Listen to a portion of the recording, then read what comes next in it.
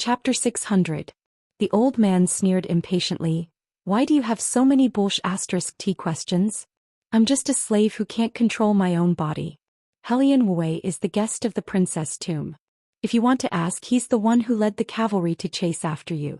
This old man has a good relationship with that old man, and he has a good relationship with you as well. Anyway, he's not partial to either side. When the sun rises, this old man will return to the city. In the future you'll have to fend for yourself. Don't push your luck and think that grandpa will be your bodyguard. Our relationship hasn't reached that point.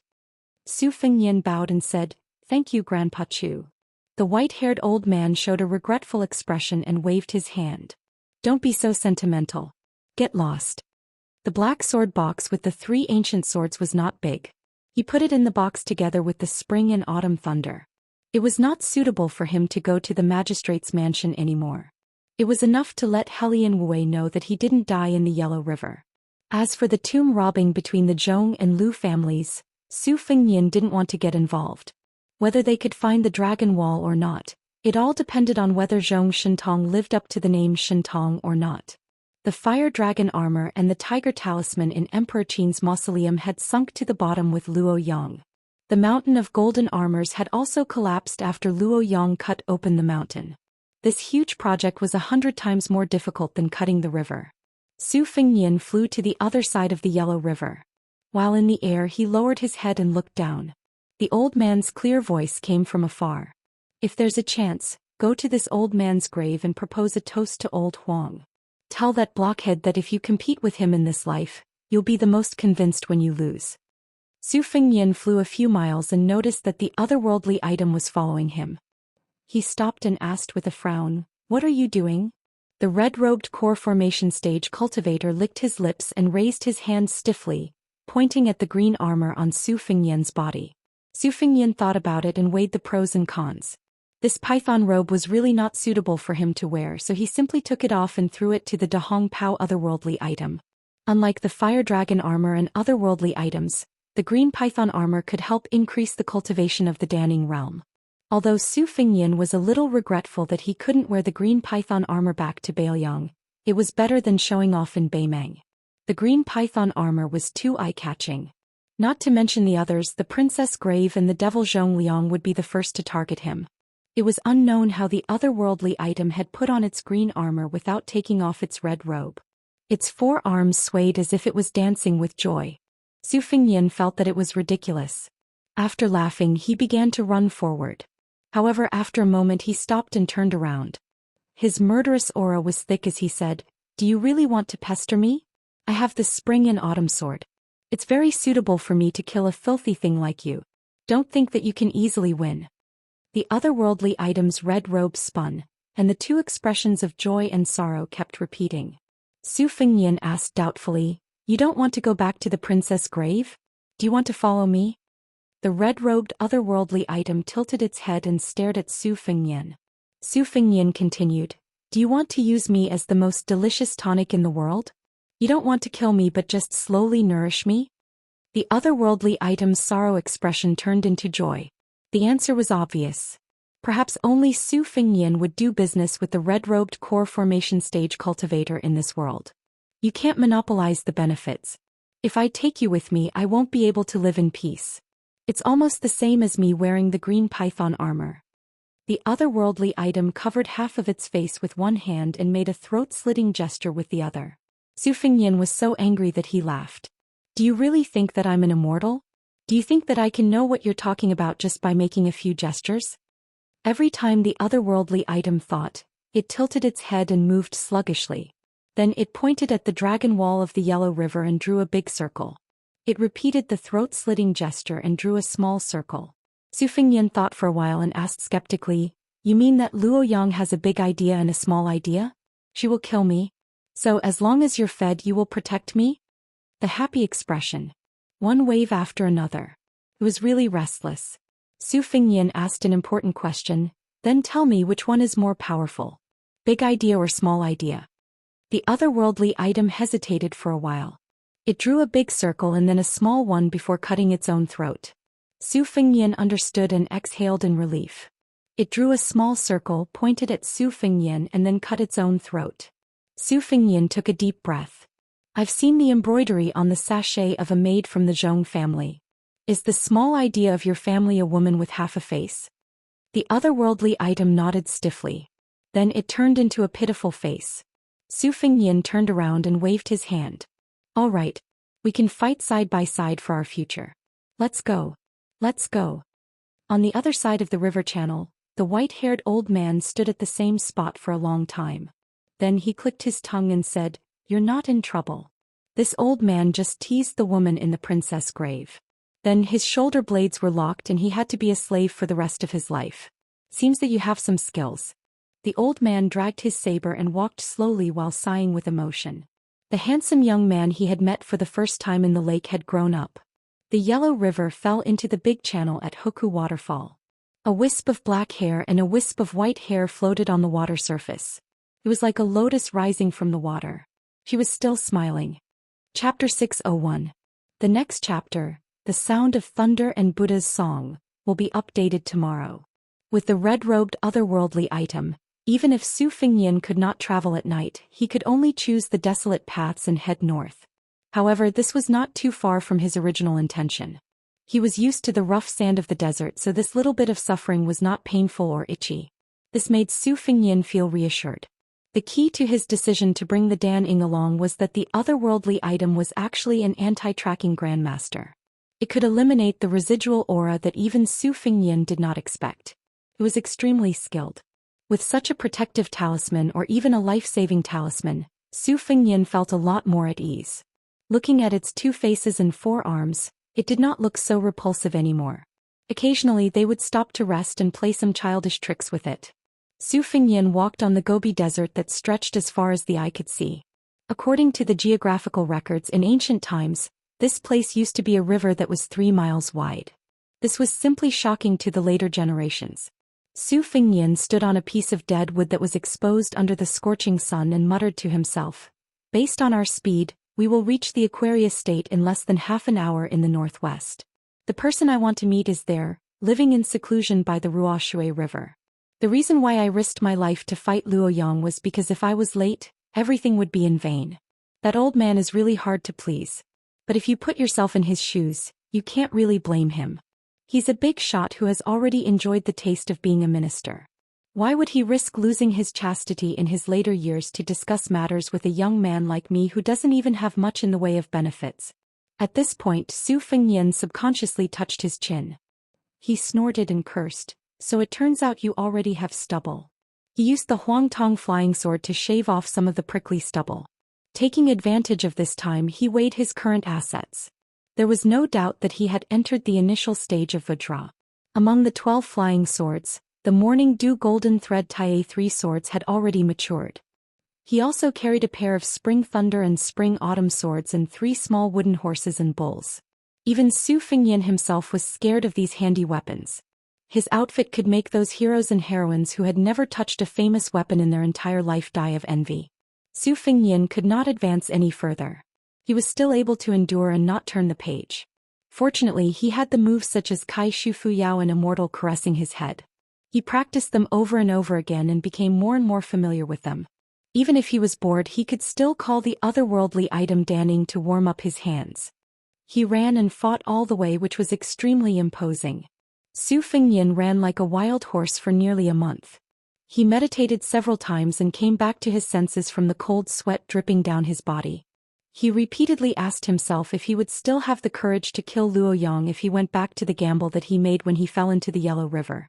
Even if he still had the advantage of time, place, and people, would he still have the courage to attack and kill Luoyang? Where is the princess grave? Big and small thoughts, what are they? Half of a woman's face is made up.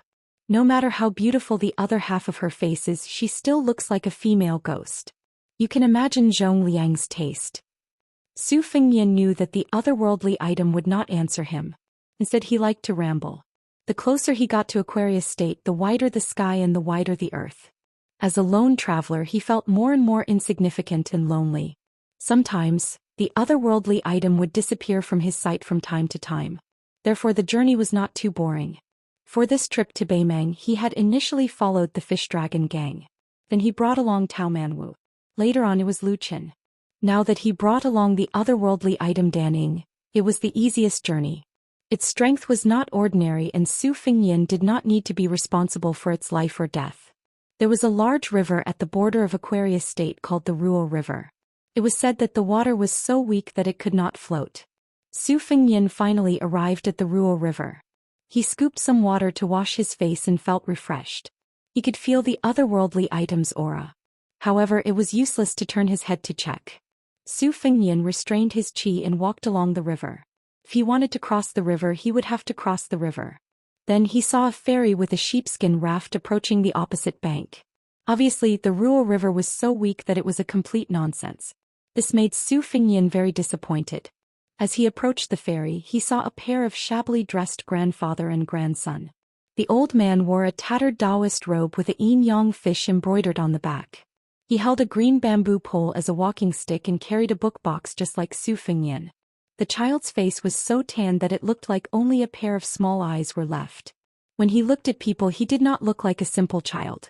The grandfather and grandson were also waiting for the raft to cross the river. The child squatted at the edge of the ferry and threw stones into the river. After Su Fengyan confirmed that the old Daoist did not know any martial arts, he quietly looked at the opposite bank. The child turned his head and looked at Su Fengyan, who looked like a scholar. He did not dare to be rash and buckled the straw sandals on his feet. His toes were already stubbornly sticking out of his shoes. He pitifully begged the old Daoist, "Master, can you change my shoes?" The old Daoist stared at him and said, "Do you think your body is precious? You just changed your shoes and walked 300 miles and you want to change them? I told you not to jump around blindly, but you didn't listen." The child felt wronged and said, "Aren't the shoes made by me?" The old Daoist probably felt that there were outsiders present and it was not good for him to scold the child. He could only use logic to fob the child off. When heaven is about to give a great responsibility to a man, it will first tire his muscles and bones and starve his skin. It would have been better if the old Daoist did not mention it. Once he mentioned starving his skin, the child's stomach immediately rumbled. The old Daoist made a posture with his back facing Su Fengyan and pretended that he did not know anything. The child, who was familiar with the old Daoist's temper, could only roll his eyes and continue to starve. The sheepskin raft returned to the ferry and the old Daoist carefully asked for the price. Beimang Daoists had been prosperous for the past 20 years. They were very respectful and even a little fearful of Daoists. However, the man on the raft saw that the Daoist in front of him did not look like the Daoist in the Vermilion Scroll who was recorded in the imperial records. He dared to accept the money, but he lowered the price and did not charge based on the number of people. The old Daoist reached his hand into his sleeve and weighed the money pouch. When he had enough money to cross the river, he felt relieved. He then gave Su Fengyan a look and told the man on the raft that the three of them would travel together. This could be considered a favor to Su Fengyan. The man on the raft was well aware of the situation, but he could not expose the truth. He just muddled through and gave the old Daoist some face. When they boarded the raft, Su Fengyan nodded at the old Daoist. The old Daoist gently shook his sleeve, indicating that Su Fengyan did not need to pay attention to this small matter. The Ruo River was not as turbulent as the Yellow River. The river was still and clear. The child was naughty. He leaned on the edge of the sheepskin raft and reached out to grab some water. Then he screamed and suddenly leaned back. He bumped into the old Daoist and almost fell into the river. The man looked at him angrily. He did not earn much money from this transaction. If someone fell into the river, it would cause a lot of trouble. How could he be happy?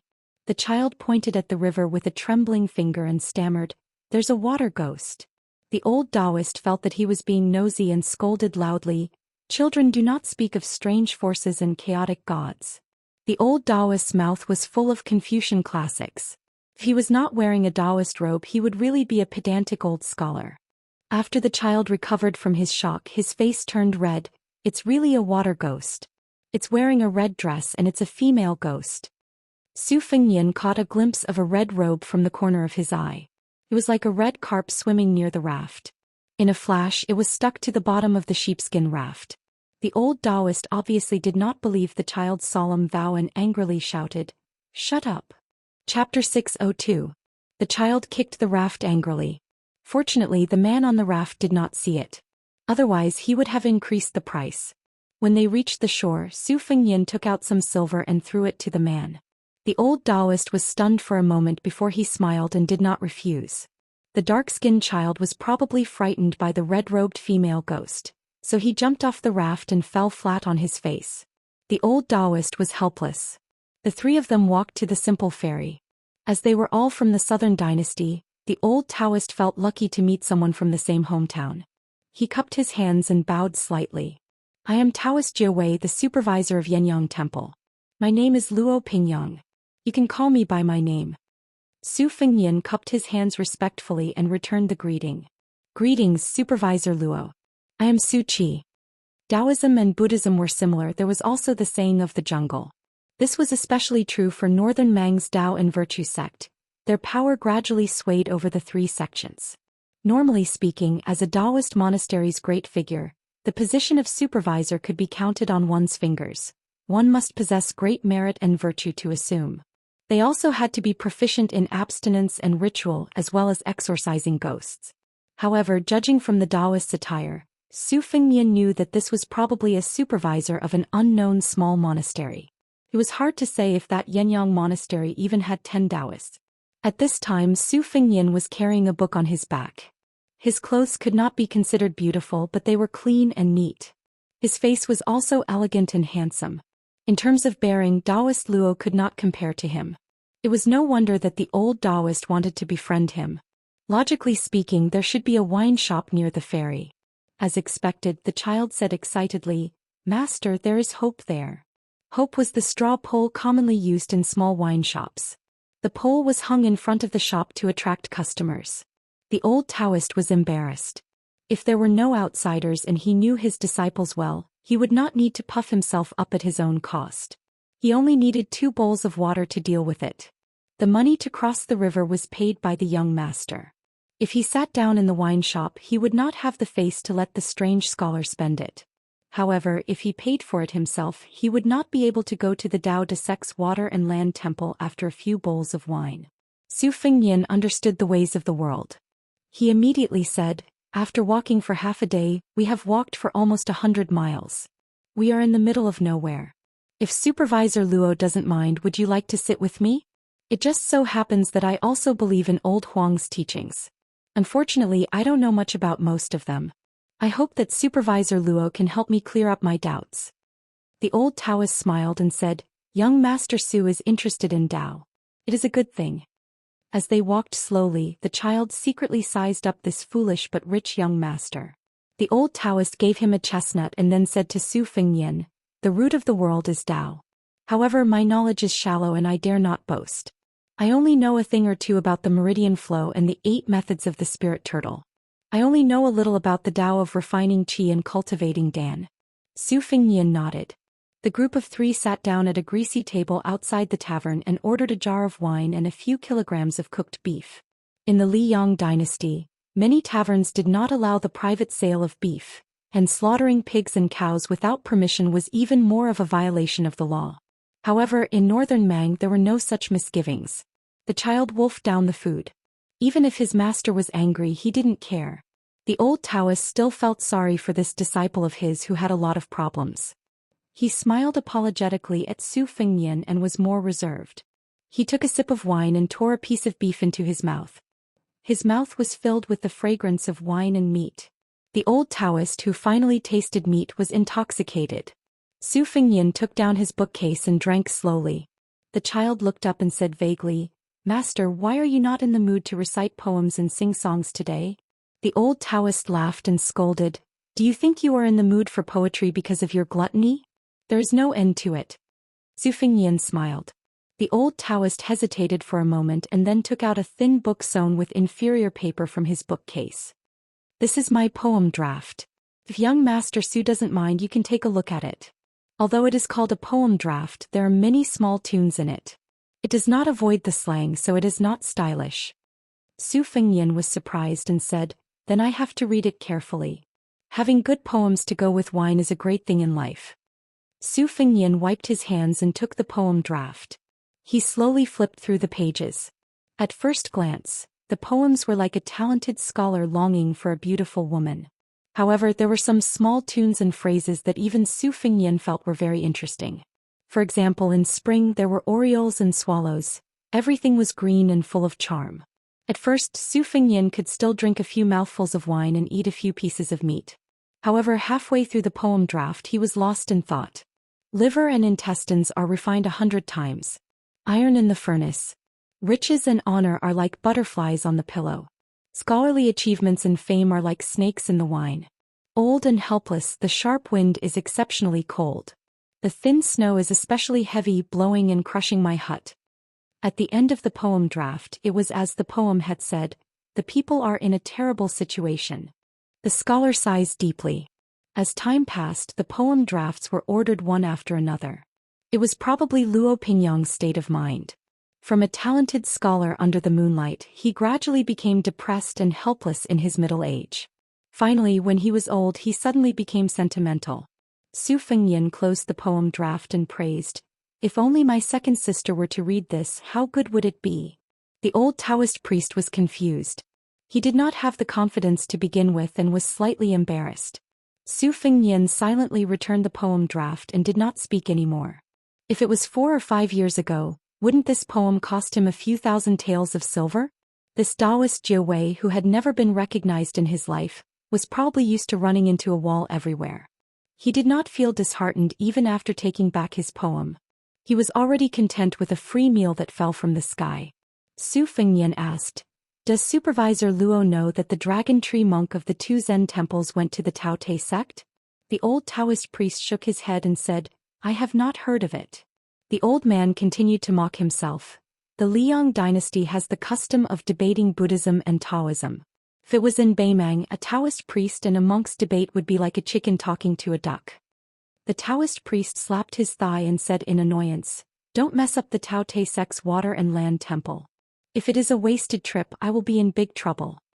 The child curled his lips and said, "You are in big trouble." The old Taoist priest pretended to hit him and the child shrunk his neck.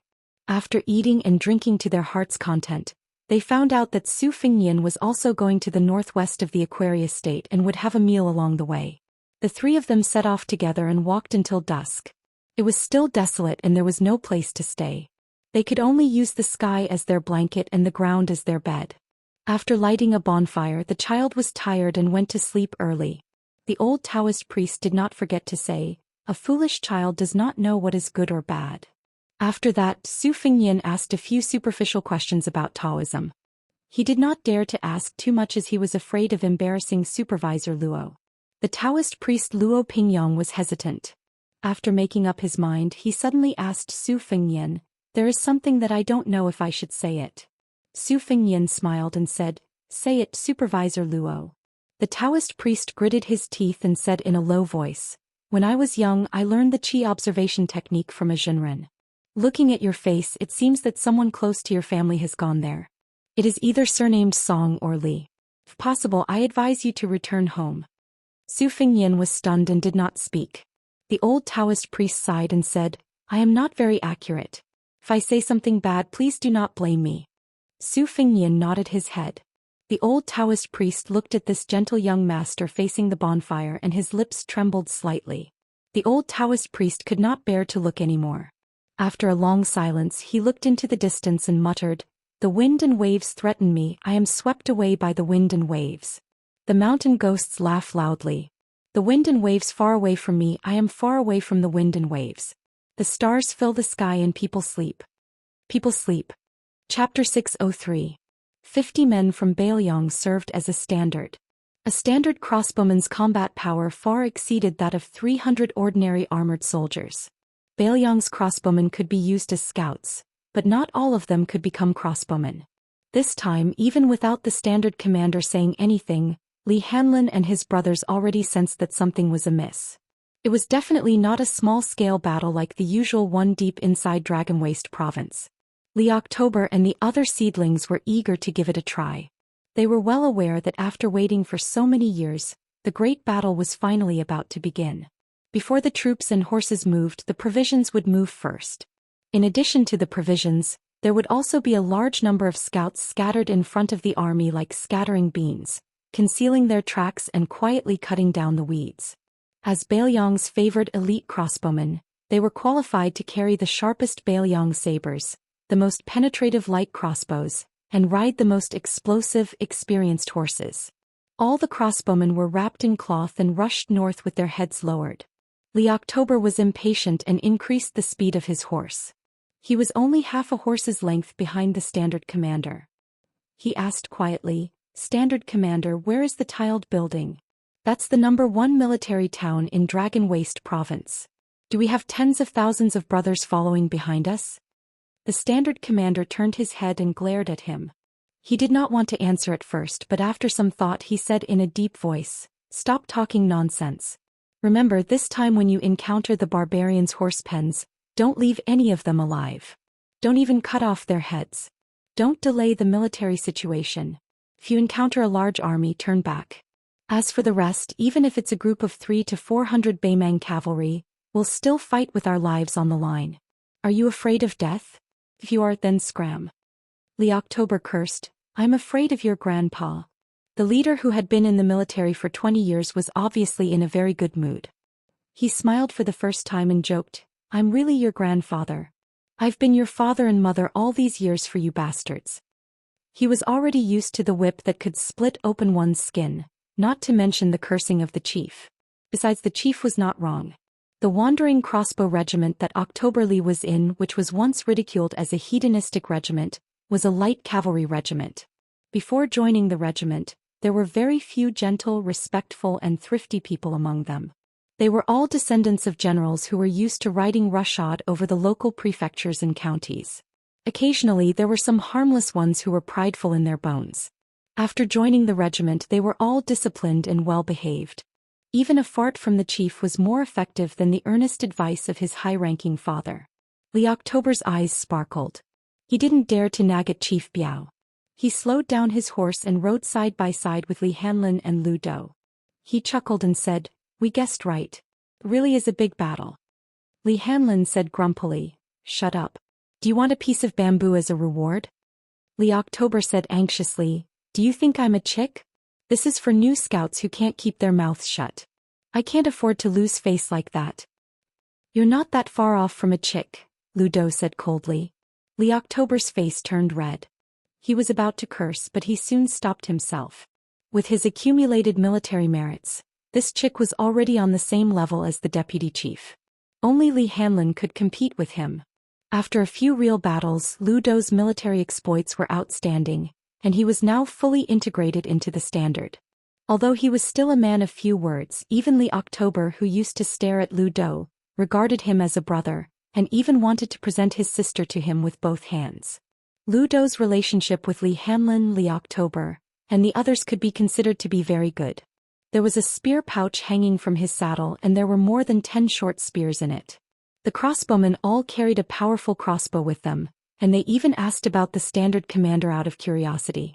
Lu Dou's stubborn temper made him play dumb every time, and he always said that he knew nothing. Li October's smile disappeared. He reached out and tightened the strap of his soft leather helmet. It dug deep into his flesh. Not only did it not hurt his bones, it even felt familiar. When he first joined the Bailiang army, he didn't have the qualifications to practice riding a horse. He was only familiar with the military formation as an infantryman. After one day he fell apart. On the second day he put on the chainmail that weighed less than 20 kilograms. He felt a burning pain all over his body. Li October's mouth twitched. How did he become a crossbowman? In the past he used his martial strength to commit crimes in the county. He was injured all year round. Although he was not afraid of pain, he was still afraid of death. Probably because he was sent to the army by his father, he saw him flattering the general who was said to be a family friend. Before they parted, the father and son chatted. Li October even scolded his father for being a good-for-nothing. They were both fourth-rank officials. How could he be a grandson? At that time his father, who was obsessed with saving face, didn't refute. He just patted Li October's shoulder. Who wasn't afraid of death? But Li October was more afraid of losing face. Maybe from that moment on, Li October wanted to bring home a general in a grand manner. At the very least he wanted to die in a grand manner on the battlefield. Li October exhaled. His eyes were firm. The western border of Liangmang was famous for being loose on the outside but tight on the inside. They formed a pocket and lured the enemy into the trap. It depended on who had the guts to go to the battlefield and cut off their heads to accumulate military merits. Li October finally encountered the northern barbarians with this mission. It was a group of elite cavalry that was only slightly inferior to the northern Mang's ferocious General Dong's Crow Fence. The key point was that there were 200 of them and the one in the lead wore bright clothes and heavy armor. He didn't have a spear in his hand, only a beautiful broadsword. Li October, who was hiding with Li Hanlin and Lu Dou, knew that this was a Beimang field officer patrolling the border. As long as the relationship between the Beimang royal family members and the nobles was strong enough, they would be given a fancy title. They would borrow troops and horses from the generals to go south. When they returned, they could show off to others. As for the number of troops they brought, it was the same as the family's wealth. Bailiang's crossbowmen loved this kind of reckless flower vase. They would kill them if they ran into them. However, they usually didn't have more than 100 cavalrymen protecting them. The 3 cavalrymen who were the first to investigate the situation didn't dare to act rashly. Li Hanlin was the sergeant, so he ordered Li October to go back and report the situation. He and Lu Dou continued to watch from afar. Both sides of Liangmang had their own secret signals. Their whistles were similar to the chirping of birds. However, after 20 years of confrontation, they had learned more or less everything. They had to communicate with each other in all kinds of strange ways. Compared to the jokes made by many lousy scouts during the spring and autumn period, they couldn't be mentioned in the same breath. For example, when the 2 sides launched a surprise attack, they had long been intertwined. Due to the similarity of their secret signals, when they saw each other in person, they almost thought that they were on the same side. The crossbowmen and horse guards of Liangmang's border were, without a doubt, the world's most cunning as well as the world's best scouts. Li October brought back a military order from the label chief. Since the enemy insisted on continuing to go south, they had to either eat all the meat in their mouths or choke themselves to death. There was no other choice. Although they were called northern barbarians, in fact most of the people in Gusai and Longyao were the remnants of the spring and autumn period. The faces of the soldiers were almost the same as Bailiang's. Faced with the sudden and silent attack, the 200 Bailiang light cavalry didn't panic. The deputy reined in his horse and turned around. He came to the side of the young royal family member and whispered to him in the language of the royal family. The young man raised his eyebrows. His face was full of ridicule. He seemed to shake his head to stop the deputy's suggestion. When he first saw the Bailiang crossbowmen in an encirclement and suppression situation with their crossbows flying like locusts, the young general's sneer grew. Other than the 2 quick waves of crossbows when the soldiers from several directions came into contact with each other at the same time, the cavalry on his side were all killed by the Bailiang cavalry without exception. Only then did he frown. However, he still had no intention of retreating. He pressed one hand on the back of his horse and gently calmed the warhorse that had become violent after smelling the scent of blood. The deputy was deeply worried. Other than his bright armor that was different from normal soldiers, the rest of his equipment was the same. He held a spear in one hand and a saber at his waist. There was a shelf in front of the saddle for weapons. If it was a long journey, hooks could be added to the side or back of the saddle. The crossbow and quiver would be placed there. The young man watched with great interest. He didn't mind at all that his 200 cavalry didn't seize the advantage at all. He even let his personal guards, including the deputy, fight. He stayed in place and watched this bloody battle where the horses died faster than the men. A real cavalry battle wasn't like those battles created by the romance of the 3 kingdoms. There weren't 2 generals who were kicked in the head by a donkey before going to the front of the formation to kill each other. Whoever lost would be defeated like a landslide. It was also very rare to see a general stop his horse in the middle of the formation and continue to stab the enemy with his spear despite being surrounded. When thousands of cavalry, especially tens of thousands of people, charged at the same time, other than the rain of arrows, what followed was a huge injury that penetrated each other like a knife. Once a rider passed by, they had to do their best to charge forward. Even if the warhorse could pull back a step, they still had to charge forward with all their might. After a spear was stabbed, because the spear was not easy to pull out, they had to abandon the spear and switch to a saber. Only speed could win the impact. In a rapidly moving formation, if a rider on one side stopped for no reason and became a wooden stake, then they would be guilty. For a small-scale cavalry battle like a scout, the principle didn't change. Regardless of whether it was a pursuit or a retreat, speed was still number one. However, scouts had more leeway to display their individual martial strength. It was a big taboo for a general's armor to be too conspicuous. First, most of the armor was inlaid with gold and silver, making it very flashy but not practical. Second, it was too eye-catching. It was as if they were begging the enemy to kill them. This member of the imperial tent, whose surname was either Yelu or Murong, didn't have this awareness at all. Very quickly, two Bailiang crossbowmen who looked like sergeants tore through the already thin formation and charged forward. The young cavalry general wasn't in a hurry to draw his blade. He waited until a Bailiang blade chopped down before drawing his blade. Like a shocking rainbow, the bold blade knocked away the cold blade and took the opportunity to cut off the crossbowman's arm. He then lifted it up and cut open the crossbowman's neck. Blood flowed like a stream. He didn't stop and cut off his cheek. His majestic horse didn't move. In an instant, the dead sergeant's horse brushed past him. Before he put away his blade, he didn't forget to use the tip of his blade to lightly poke and push the undying sergeant's corpse off the horse. He didn't even look at the corpse. The series of continuous moves were very flashy, but in the end he still killed someone. He had a high level of martial arts, which far exceeded the scope of cavalry, so he had the qualifications to do so. He shook his wrist and performed a beautiful spinning blade. Using the language of the southern dynasties, he smiled faintly and said, "It's also the world's most famous curved blade. Turns out that the Bailiang blade is only SOSO." Chapter 604.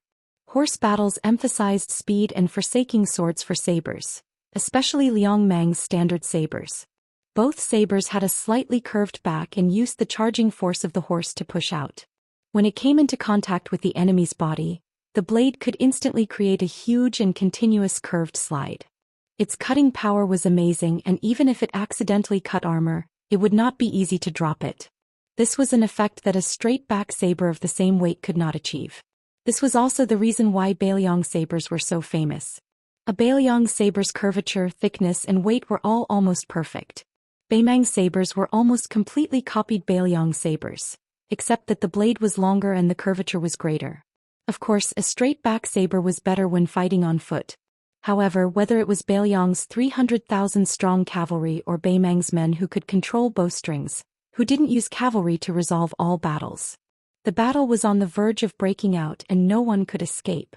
Both sides only had 300 people and their formation was far from solid. Because Bailiang crossbowmen had taken the initiative to launch a sneak attack, they successfully killed 30 or so Baimang cavalry. The latter could not immediately gather their forces on the front lines, and when the second wave of contact occurred, there were still 60 or so Baimang cavalry who could not use their sabers effectively. Therefore, in the battle after that, it was still the Bailiang crossbowmen who had the advantage. According to White Shirt Qin Jibao's famous military strategy, the accumulation of advantages was done bit by bit. As long as the general did not make any big mistakes, the outcome would be decided from the start. The Baimang royal squeezed his horse's belly. The war horse was of excellent quality and had shocking explosive power. In an instant it entered a peak charging state.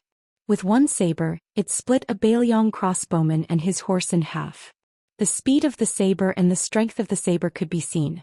The battle was not as noisy as the commoners imagined, only deathly silence. It was like this when people were killed, and it was even more so when people fell off their horses. Li October's eyes were completely bloodshot. In terms of individual strength, the crossbowmen were a level higher. However, after the young Baimang general joined the battle, he easily left behind 7 or 8 Bailiang cavalry corpses wherever he went. The crossbowman pulled out a saber from ahead and charged without hesitation at the young Baimang cavalry general. In every battle to the death, the general would die first, then the lieutenant and finally the sergeant. This was the law of Bailiang. He was the highest official here and there was no reason not to die. If he had only been fighting for the title of an official all these years, he would have become a general long ago and retired to the northern Liangzhou county outside the border to enjoy his retirement. After brushing past each other's shoulders, the cavalry general, with his saber and saber. This Bailiang cavalry general. Not only was the area between his thumb and index finger dripping with blood, a large chunk of flesh was even hacked off from his shoulder by a northern Mang blade. However, this old soldier still hacked down a northern Mang cavalry behind a youngster in passing. After rushing out several dozen steps, he turned around and continued his charge. The second time the two horses brushed past each other, the cavalry general's armor was broken, and his intestines were hanging from the saddle. The cavalry general turned around and charged again. He tore off a piece of his shirt, twisted it and tied it to his waist. He then continued to charge expressionlessly.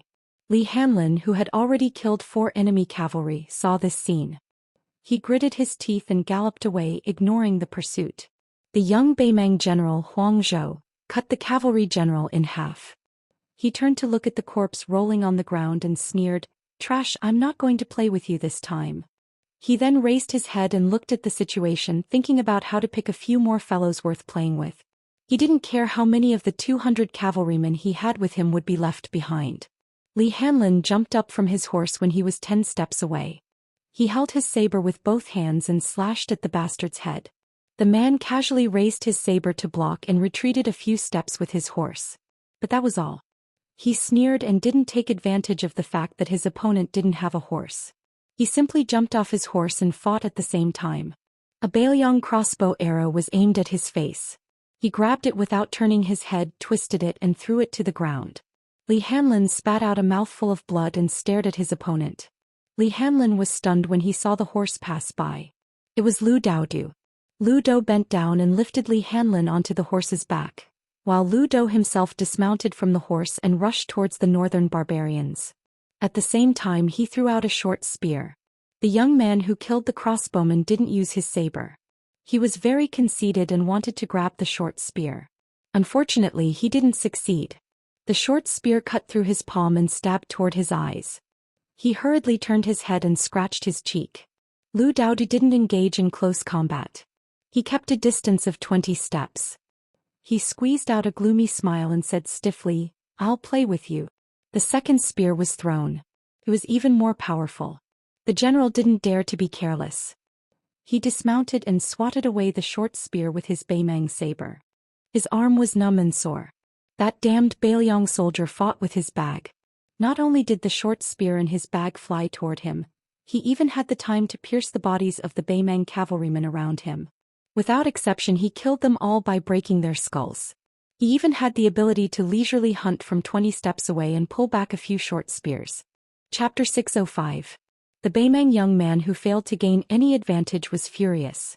He couldn't care less about his demeanor and wanted to fight in close quarters to chop this nameless soldier into pieces. He was a warrior trained by a top master after all. He paid the painful price of a spear piercing through his shoulder in exchange for a chance to get close. When he was 10 steps away, the Mang Dao's aura surged, not giving him a chance to throw the spear. The scout was startled and then smiled. He pretended to be surprised. Then he smiled sinisterly as if he had succeeded in his scheme. The young man who wasn't stupid knew that something was wrong, but he didn't want to believe that a crossbowman who only knew some small tricks could be so powerful. He still insisted on getting close and attacking quickly. Lu Dou didn't pick up the short spear in his bag anymore. He used one hand to block the sharp Beimang saber that could pierce through armor. The young man from the royal court was delighted and suddenly chopped down with all his strength. It didn't move at all. Lu Dou twisted his wrist and broke the carefully crafted Beimang saber. Then he punched the opponent's abdomen and smashed his intestines. The Beimang young man who was supposed to have a meteoric rise under the protection of his family lost all his fighting power on the spot. Lu Dou spread out his hands and grabbed the enemy's arms. Then he tore the unknown young general into 2 halves. Blood sprayed all over Zhong Tongzi. Lu Dou kicked the corpse away. He didn't wave his hand to wipe away the blood, nor did he pay attention to the newly dead man. He turned back and continued to enter the battlefield. In this bloody battle, the Biao leader and the deputy Biao leader died together. None of the 200 Beimang cavalry escaped. They didn't have time to send a message. Sergeant Li Hanlin became the temporary leader. Lu Dou silently picked up all the short spears and buried the Biao leader with Li Shiyue. He then stood behind Li Hanlin. Li Hanlin said calmly, "The wounded have returned to the south. The other 36 people and I will pick the horses and continue to the north. If I die, Lu Dou will lead you to the north." This kind of scout war, where one side was destined to be completely wiped out, happened one after another on the front lines. 3 days later, in Beimang's #1 strategic town in the south, the 18,000-kilowatt army, led by Honggu Yun, a young and strong man who seemed to be on par with Dong Zhuo this year, marched out of the city and engaged in a large-scale cavalry battle against the Xiang army at the vast green tile basin. Honggu Yun was just over 40 years old. He was elegant and had a scholarly air, but he was extremely ruthless and decisive in commanding his troops. He was unwilling to defend the city and wait for reinforcements. He vowed to annihilate the invading enemy in one fell swoop. It was only when the troops were about 30 li away from the tile building did Honggu Yun find out that it was the 10,000-man Xiang army. However, after this Confucian general finished strategizing, he told the valiant generals under his command to wait respectfully for good news. He then sat on top of the city wall and set up a chessboard, chatting and laughing with a national chess player. The Wazhu army was twice the size of the Xiang army. How could he not win? Honggu Yun was certain that once they won on the chessboard, they would also win outside the city. It would definitely become a story that would last for all eternity. The green tile basin was extremely advantageous for cavalry to charge. The momentum of both sides was vast. Most of the people who fled north during the spring and autumn period already had children of their own. The old people were all deeply moved by the strength of Beimang's national strength and military strength. They gradually forgot about the sound of the Beiliang cavalry's hooves. Moreover, these new people had never heard of the sound of hooves in recent years.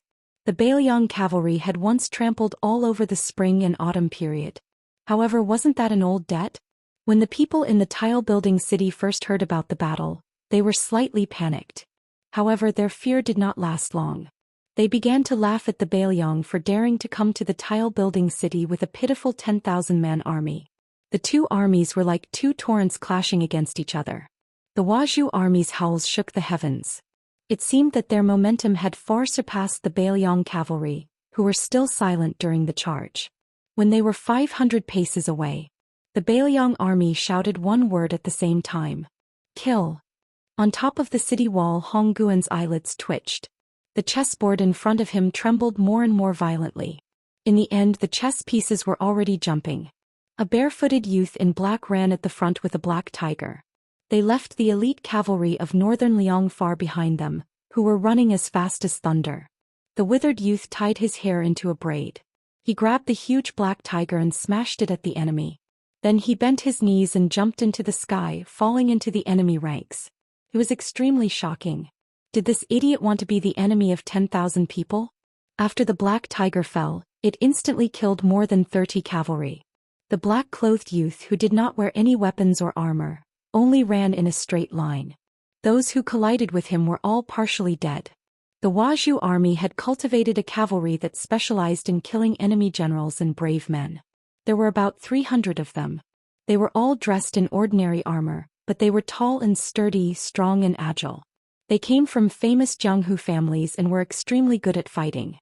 However, even if they were divided into 10 groups and the 300 men were urgently transferred to one place to block or chase the black-clothed youth, they still let him pass through most of the Wazhu army.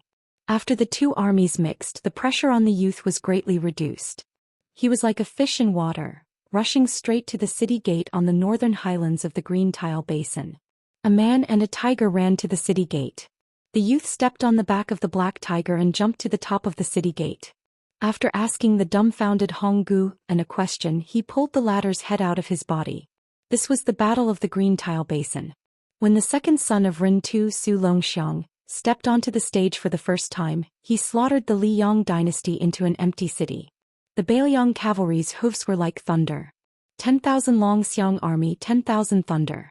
Half of the 18,000 Wazhu army, known as the Iron Army of Beimang, died in battle. The surrendered soldiers were killed. The entire army was killed. Beimang heard the thunder. Chapter 606. Two 10,000-word chapters completed.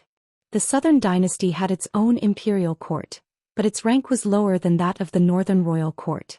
When the older generation first entered Beimang's territory, some of the more experienced aristocratic families of the Central Plains had seen the scene of disagreements and fights breaking out at every turn.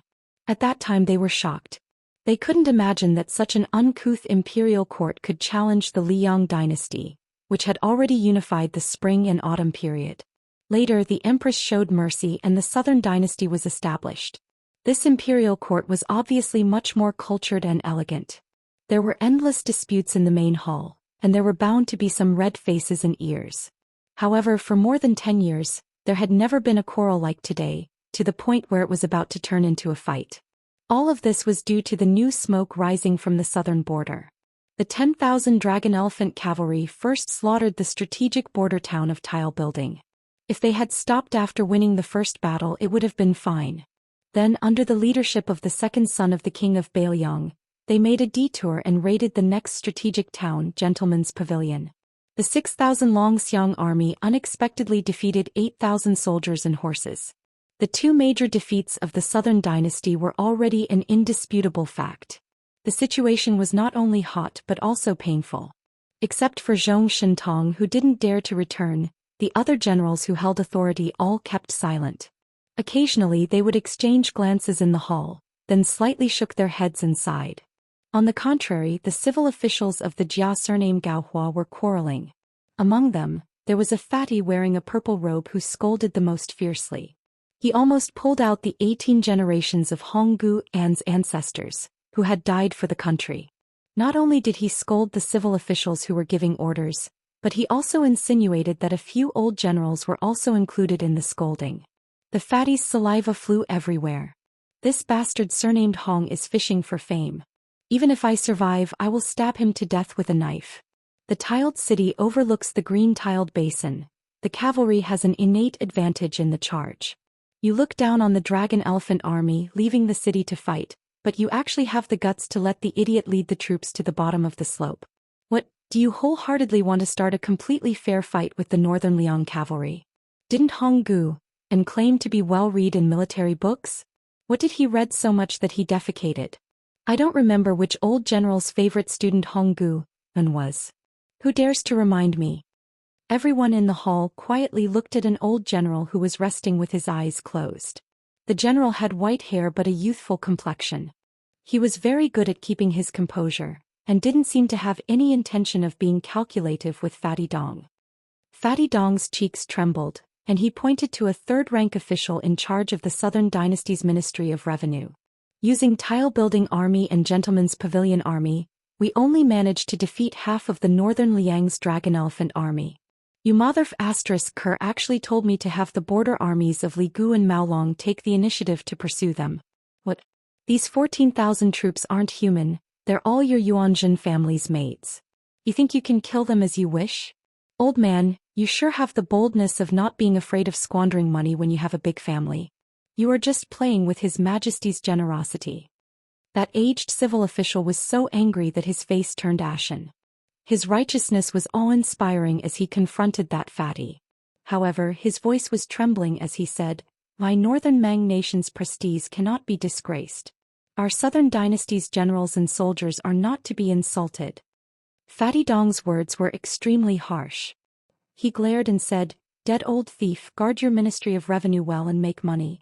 If you overstep the rules and talk about military affairs, I'll beat you with a club and put you in the coffin. Don't think that I won't take care of you just because your pockmarked granddaughter threw flirtatious glances at me." The old man was humiliated and fainted on the spot. He had no choice but to be carried out. A young official who had jumped through the Dragon's Gate because of the imperial examination couldn't stand it anymore. He said softly, "That King of Bailiang's second son is deranged. Killing 9,000 people wasn't enough. Afterwards he still wants to massacre the city. He's clearly a madman. If the Bailiang cavalry insists on going their own way, ignoring the two towns of Feng Li and Gu Maolong and going north, they'll soon reach us. Do we really want the generals to disregard the defensive line and move the troops here? If by any chance it was a diversion to the east and attack to the west, using a lone army to tie down too much of our dynasty's military power, Su Xiao would personally lead the elite troops to the northeast. Together with Gu Jiantang advancing on the eastern front, it would be difficult to deal with. We can't be led by the nose by Bailiang. I've heard that General Dong never cares about small gains and losses when leading troops. Seems that today is different." This newly appointed official, who was ranked second in the imperial examinations and favored by the empress, had a dignified appearance. His voice wasn't loud, but the old Minister of Revenue had fainted from anger. It was so quiet that a pin drop could be heard in the main hall. Furthermore, his words weren't without aim, so he seemed to be full of energy. Fatty Dong sneered and said, "Pedantic scholar, you're just an armchair strategist. Wait until you've killed people and seen blood before you come back to reason with your grandpa Dong." The young official responded with a sneer. He didn't want to pester this extremely lucky fatty. He didn't overdo it and just wanted to express his stance.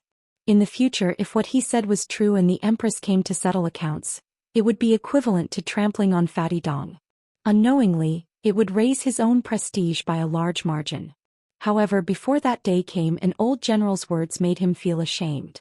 It was Great General Huang Songpu, who was the first person to seize military power as a remnant of the spring and autumn period.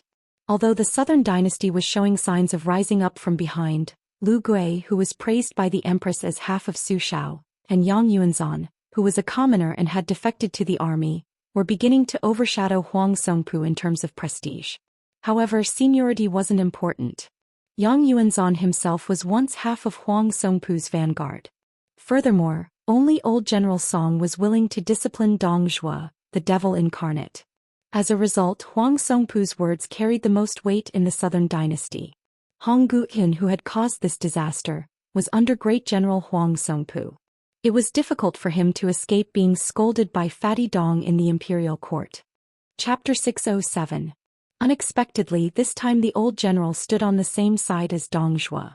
Military books are dead, but the person leading the troops is alive. When facing off on the battlefield, one must first consider the temperament of the opponent. First, this time the Xiang army will attack our border first. They will not take any prisoners, and it is inevitable that they will massacre the entire city.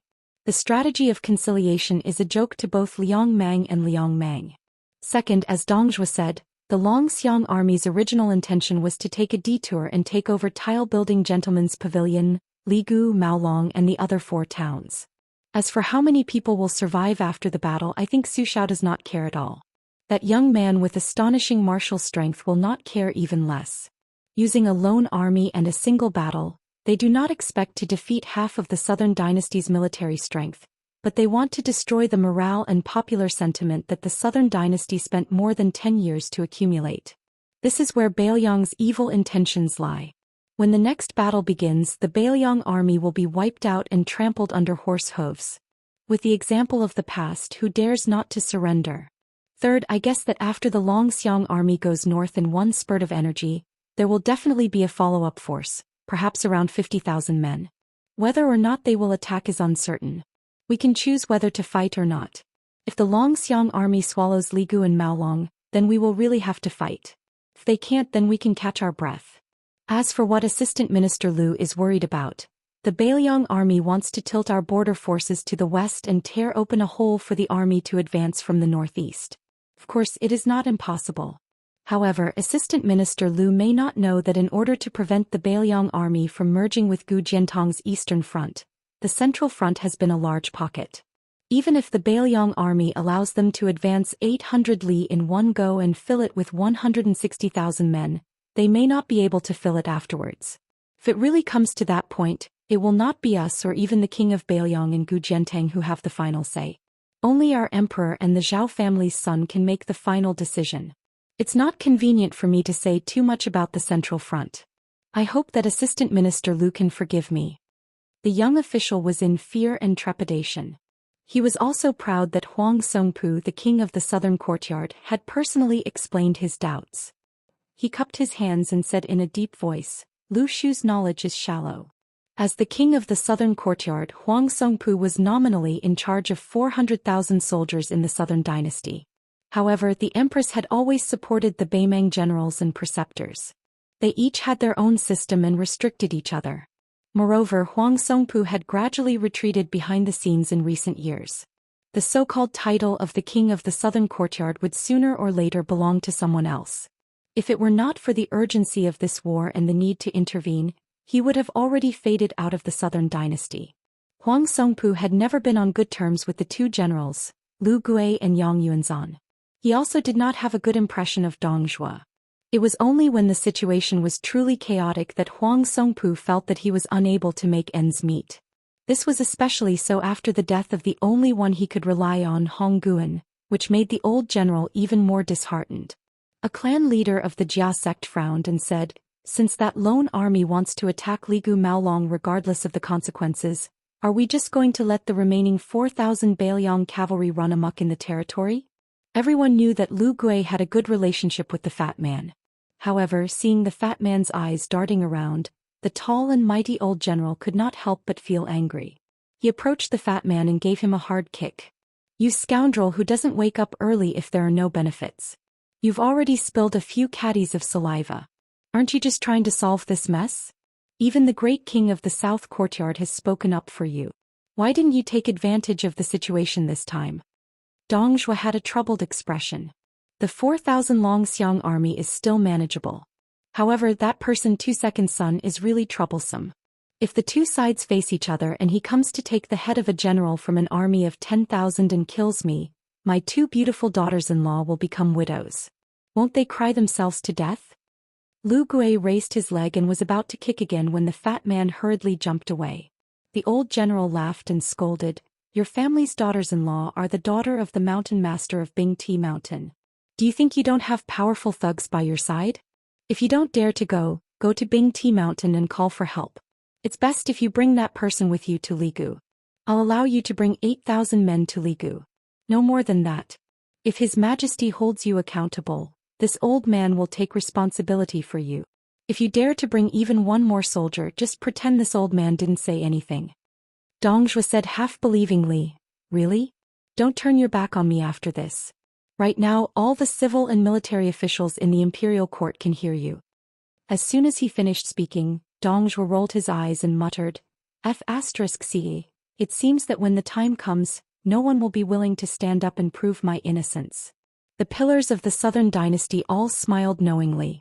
This Dong Zhuo was sinister, but he never lacked self-awareness. Lu Gui said angrily, "This old man's fart is more useful than your oath." Dong Zhuo rubbed his hands and laughed. "If that's the case, then I'll go to Maolong and throw away my life. This kind of strenuous and unrewarding dirty work, I'll do it."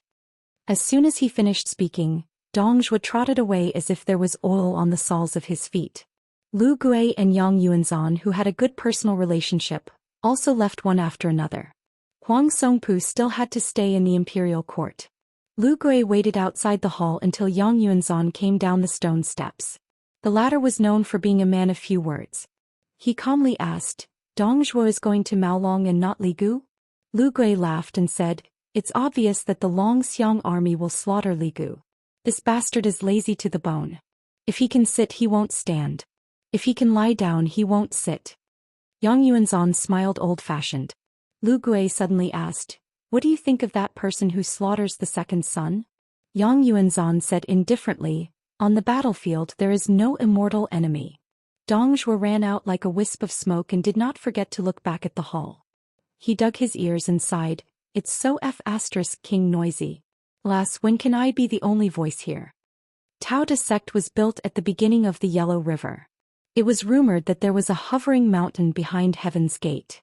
The imperial preceptor who had transcended mortality and entered the divine realm, cultivated immortality there and did not care about worldly affairs for 30 years. Qilin Immortal had 6 outstanding disciples.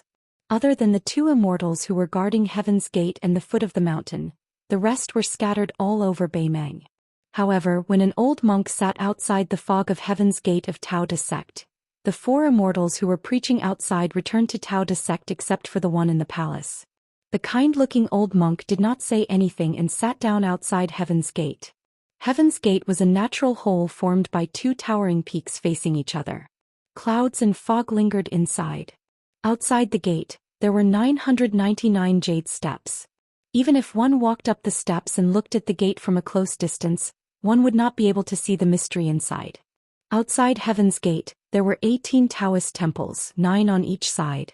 There was an endless stream of pilgrims. The endless stream of incense blended into the fog all year round, making Daoist sect seem more like a paradise on earth. One of the main paths led to Heaven's Gate. The old monk was on the flat ground in front of the first step, meditating peacefully. First, the purple-robed immortal came out of Heaven's Gate and flew down the mountain on his sword. The sword whirled and the dragon roared for 3 days. However, they were not allowed to come within 3 feet of the old monk. Then the immortal who held the jade rui flew from the foot of hovering mountain to heaven's gate. The purple-robed immortal rode his sword and walked down step by step. After walking for 3 days and 3 nights he had reached the 300th step. Then 3 immortal-looking immortals arrived. 2 of them were either standing or sitting cross-legged at the peak of the Daoist temple at the foot of the mountain. The last direct disciple of the imperial advisor made a hand gesture and walked toward the old monk. Every step he took was extremely slow, but every time he touched the ground the heaven and earth would shake. After half a day the old monk began to recite the sutra. He recited the Diamond Sutra word by word. After reciting the Diamond Sutra once, the old monk, who admitted that he did not know many words and spells, began to recite. More and more people gathered at the foot of the mountain. There were no less than 10,000 people. Almost 10 days had passed since the old monk sat down. The flying sword had cut the clean and white Xianxia thousands of times. The Daoist immortal who struck the heavenly thunder with his small steps also walked to a few feet behind the old monk. The old monk's whole body was golden, covered in blood. The old monk put his palms together and finished reciting all the Dharma he knew. He said softly, Amitabha. Many pilgrims could guess what would happen at that moment. They all turned their heads away, unable to stand on their tiptoes to watch. A white rainbow streaked across the sky, higher than heaven's gate. Behind it was a yellow waterfall. I did not enter heaven's gate, but I am higher than the heavens. The white rainbow stopped and revealed itself. The white-robed monk said loudly, This poor monk is here to return the favor. It was impolite not to return the favor. The yellow river hung in the sky. This white-robed monk pulled the entire yellow river over. Chapter 608. The monk in white carried a large section of the yellow river over the heavenly gate and flooded the Taoist sect. The pilgrims inside and outside the 18 temples were stunned. When they saw the yellow river hanging in the sky, they were afraid that the monk would lose his mind and pour the water over their heads. If that happened, they would die unjustly. They would really be like fish in the moat. The monk in white went straight to the hovering mountain. There was a lot of discussion at the foot of the mountain. Many pilgrims were satisfied after they came back to their senses. This strange phenomenon was really worthy of being called the work of immortals. How many times could it be seen in the human world? In addition to the pilgrims who came to the 18 temples of Taoist sect to burn incense, there were also a lot of people who wanted to sit on the mountain and watch the tigers fight. The buildings on the top of the Taoist temple had already been divided up by the rich and powerful of Beimang. A man in plain clothes stood in the turbulent crowd. He was inconspicuous as he rarely raised his head and looked directly at others. He did not look very elegant at all except for his height. He came to the foot of the mountain half a year ago. His food, clothing, housing and transportation were ordinary. He also ate scallion pancakes with many pilgrims to fill his stomach. At night he would just find an empty space to lie down and sleep. At most he would use a long gown as a quilt. When he saw the monk in white leaping over the heavenly gate as if he was going to trouble immortal Qilin, he did not want to stay any longer. When he was about to turn around he smiled warmly and stopped.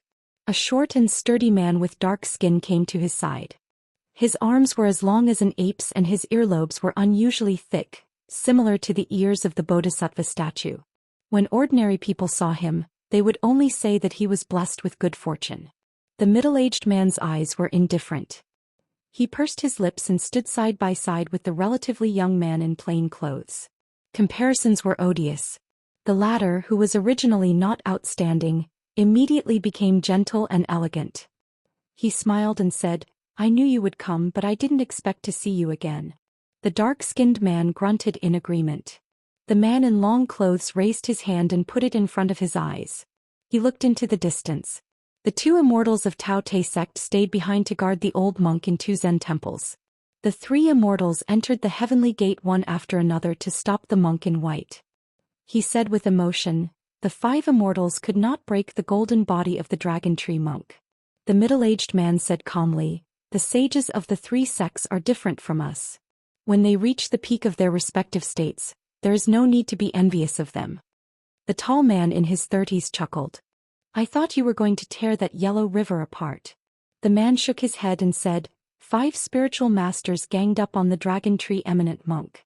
As a disciple, Li Xiaoxing returned the courtesy to the Daoist sect. Even if he set up a bigger scene, it wouldn't be too much. From the looks of it, the two Zen temples were in the right while the Daoist sect was being unreasonable. I'm just here to watch the show. The man in his 30s retracted his gaze. He actually had a pair of pupilless silver-white eyes. He rejoiced in their misfortune and said, with this downpour, the Dao sect has become a pond. Our northern Mang Daoist sect has lost all of its face. If the imperial preceptor doesn't make a move, how will he have the face to exterminate the Buddha? The man didn't have the leisure to laugh at others like the man beside him. His words were as plain as ever, never deliberately giving others the feeling of thunder on the ground. Then I don't know. The Dragon Tree Holy Monk explained the Diamond Sutra in simple terms. It's a pity that you didn't hear it. The man frowned and said, Hong Jingyan, the Dragon Tree eminent monk, studied the Diamond Sutra his whole life and achieved the Buddha golden body. Yet you want to grasp everything in your hands. It won't be beneficial to your martial arts attainments in the future. Instead, it will be harmful. The silver-eyed man called Hong Jingyan laughed self-deprecatingly. Anyway, I can't beat you no matter how much I practice martial arts. It's better to learn some fancy skills that can scare people. Look at Li Chungang from the Liang dynasty who borrowed his sword and Li Xiaoxin who hung on the river. It'll be talked about in Jianghu for 40 to 50 years. The man didn't seem to understand the ways of the world. He said, how to persuade is my business. How to do it is your business. Hong Jingyan couldn't help but laugh. If you really want someone to do something, who dares to not do it? The honest man dismissed it with a smile. Hong Jingyan, who was knocked down from the 4th place in the world by the white-robed Luo Yang, suggested, let's eat something? The man nodded and said, we left in a hurry and didn't bring any money. I'll pay you back later. Hong Jingyan moved his feet and didn't know whether to laugh or cry. You're actually arguing with me about this? He didn't expect the man to say bluntly, our friendship isn't at that level. Hong Jingyan laughed heartily and didn't insist on his opinion. There was a Taoist temple nearby that had vegetarian dishes, but it was overcrowded. The two waited patiently. During this time, the man was bumped by a careless pilgrim and didn't move at all. However, the burly pilgrim stumbled and he reached out to support him. The pilgrim came to the Daoist sect to burn incense and ask for money. He wasn't a good person who sincerely believed in Taoism. After being humiliated, he was about to get angry. However, when he saw a man whose physique was not inferior to his, he cursed and left. The middle-aged man turned a deaf ear to him. Hong Jingyan was familiar with his temperament and was used to it. The two waited for a table and Hong Jingyan ordered 2 bowls of noodles. They sat opposite each other and buried their heads in the noodles. Hong Jingyan sucked the noodles into his mouth and asked vaguely, step by step, the 3 realms of Diamond Finger and Celestial Phenomenon. What's the difference between them and the 2 Zen temples Invincible Vajra, Immortal Qilan's Xian Finger and Chao Chongqing's Celestial Phenomenon? Moreover, the realm of martial arts is like Dong Tai's Xian Finger. It's not quite the same as ours. The man finished his noodles and put down his chopsticks on the bowl. He shook his head and said, I'm not good at reasoning. If you're willing, we can fight. Fight with you? Hong Jingyan didn't respond at all. He answered his own question and said calmly, I can carry the Yellow River to cross the Heaven's Gate. Of course, it'll be more difficult. But Li Dang has to follow the rules. He won't pour the Yellow River over everyone's head. He's unwilling and he doesn't dare. If it's me, I'll do whatever I want. Daoists pay attention to the presence of deities. If a monk wants to become a Buddha, he must first have Buddha in his heart. In the end, the people of the 3 sects all borrowed power. Since they borrowed something from the heavens, it's like a commoner borrowing money. They'll be soft-hearted and feel uncomfortable all over. Those who dare to be extravagant will become unorthodox or wild fox Zen. In the end, their immortality and freedom aren't really free in my opinion. As for the Confucian school of sacrificing oneself for righteousness, it's even more like a scholar's cage. In the end, it's only the martial arts who prove their Tao through strength that's refreshing. The man frowned and said, you still haven't gotten to the point. Hong Jingyan, who didn't have any edge to speak of today, laughed softly and said, let's not talk about this. Give me a definite answer. When the 2 countries are at war again, I'll go to your place to stay. The middle-aged man didn't comment. Hong Jingyan didn't feel that he was being neglected or underestimated. He leaned lazily on the back of the chair and said slowly, His Majesty has been purging the Jianghu for many years. It's time for flowers and fruits to blossom. When the time comes, there will be many outstanding Jianghu people like the Sword Emperor of Shishu on the battlefield. It's tragic. It'll be good if only 1 out of 10 of them survive. I really feel bad for them. The dark and taciturn man interlocked his fingers and still didn't say a word. Hong Jingyan suddenly asked, "Do you think the two of us can sneak into the palace of the Liang dynasty and take the head of the Zhao family's son? Why don't we go to Beiliang and kill Su Xiao?" The man glanced at the man who made a name for himself in the chess and sword music school and said lightly, "Although I don't know much about Buddhism, I've heard of a saying in the Central Plains, virtue is 1 foot tall, the devil is 10 feet tall. I'm sure that Wang Xianji of the martial emperor city has been waiting for us for a long time. As for Su Xiao, he's involved in the tripartite balance of power of Liang Mang and Liang. Since you have ambitions, you can't kill him just because you want to. Besides, you can't kill him anyway." Hong Jingyan sighed. The middle-aged man asked, "I heard you lost to her?" The chair under Hong Jingyan's feet left the ground as it swayed. This man, who had once watched the devil grow up in Luoyang, said with a calm expression, "I lost. He paid a big price. She destroyed 126 acupoints and was heartless. He was a living dead. Later she was shattered by Dong Tai's sword aura. She won't live for long." The man was a little regretful. He stood up and left the Taoist temple. Hong Jingyan was silent for a long time. Finally he exhaled a long breath. His whole body was soaked in cold sweat. A woman wearing a veil hat and holding a peepa walked in. She sat quietly beside Hong Jingyan. She lifted the veil hat and revealed half of her face. Hong Jingyan glanced at her and asked for a bowl of vegetarian noodles from the Taoist temple. He said, "He can owe me but you can't." The half-faced woman had a tender face and an old voice. She was as hoarse as an old woman. "She's not dead yet. How are you going to settle your debt?" Hong Jingyan sneered. "Are you and your lover Zhong Liang qualified to collect debts from me?" The woman pressed a string of the peepa in an instant. Hong Jingyan stretched. "Don't be angry with me. You haven't eaten vegetarian noodles and you're already full? Look at how tactful I am. I can't beat that guy, so I'm treating him to a meal." The number of people Hong Jingyan couldn't beat could be counted on one hand. And the Maha Bodhisattva who could make Hong Jingyan feel as if he was facing a great enemy had already crossed the Yellow River and headed to the Arctic tundra.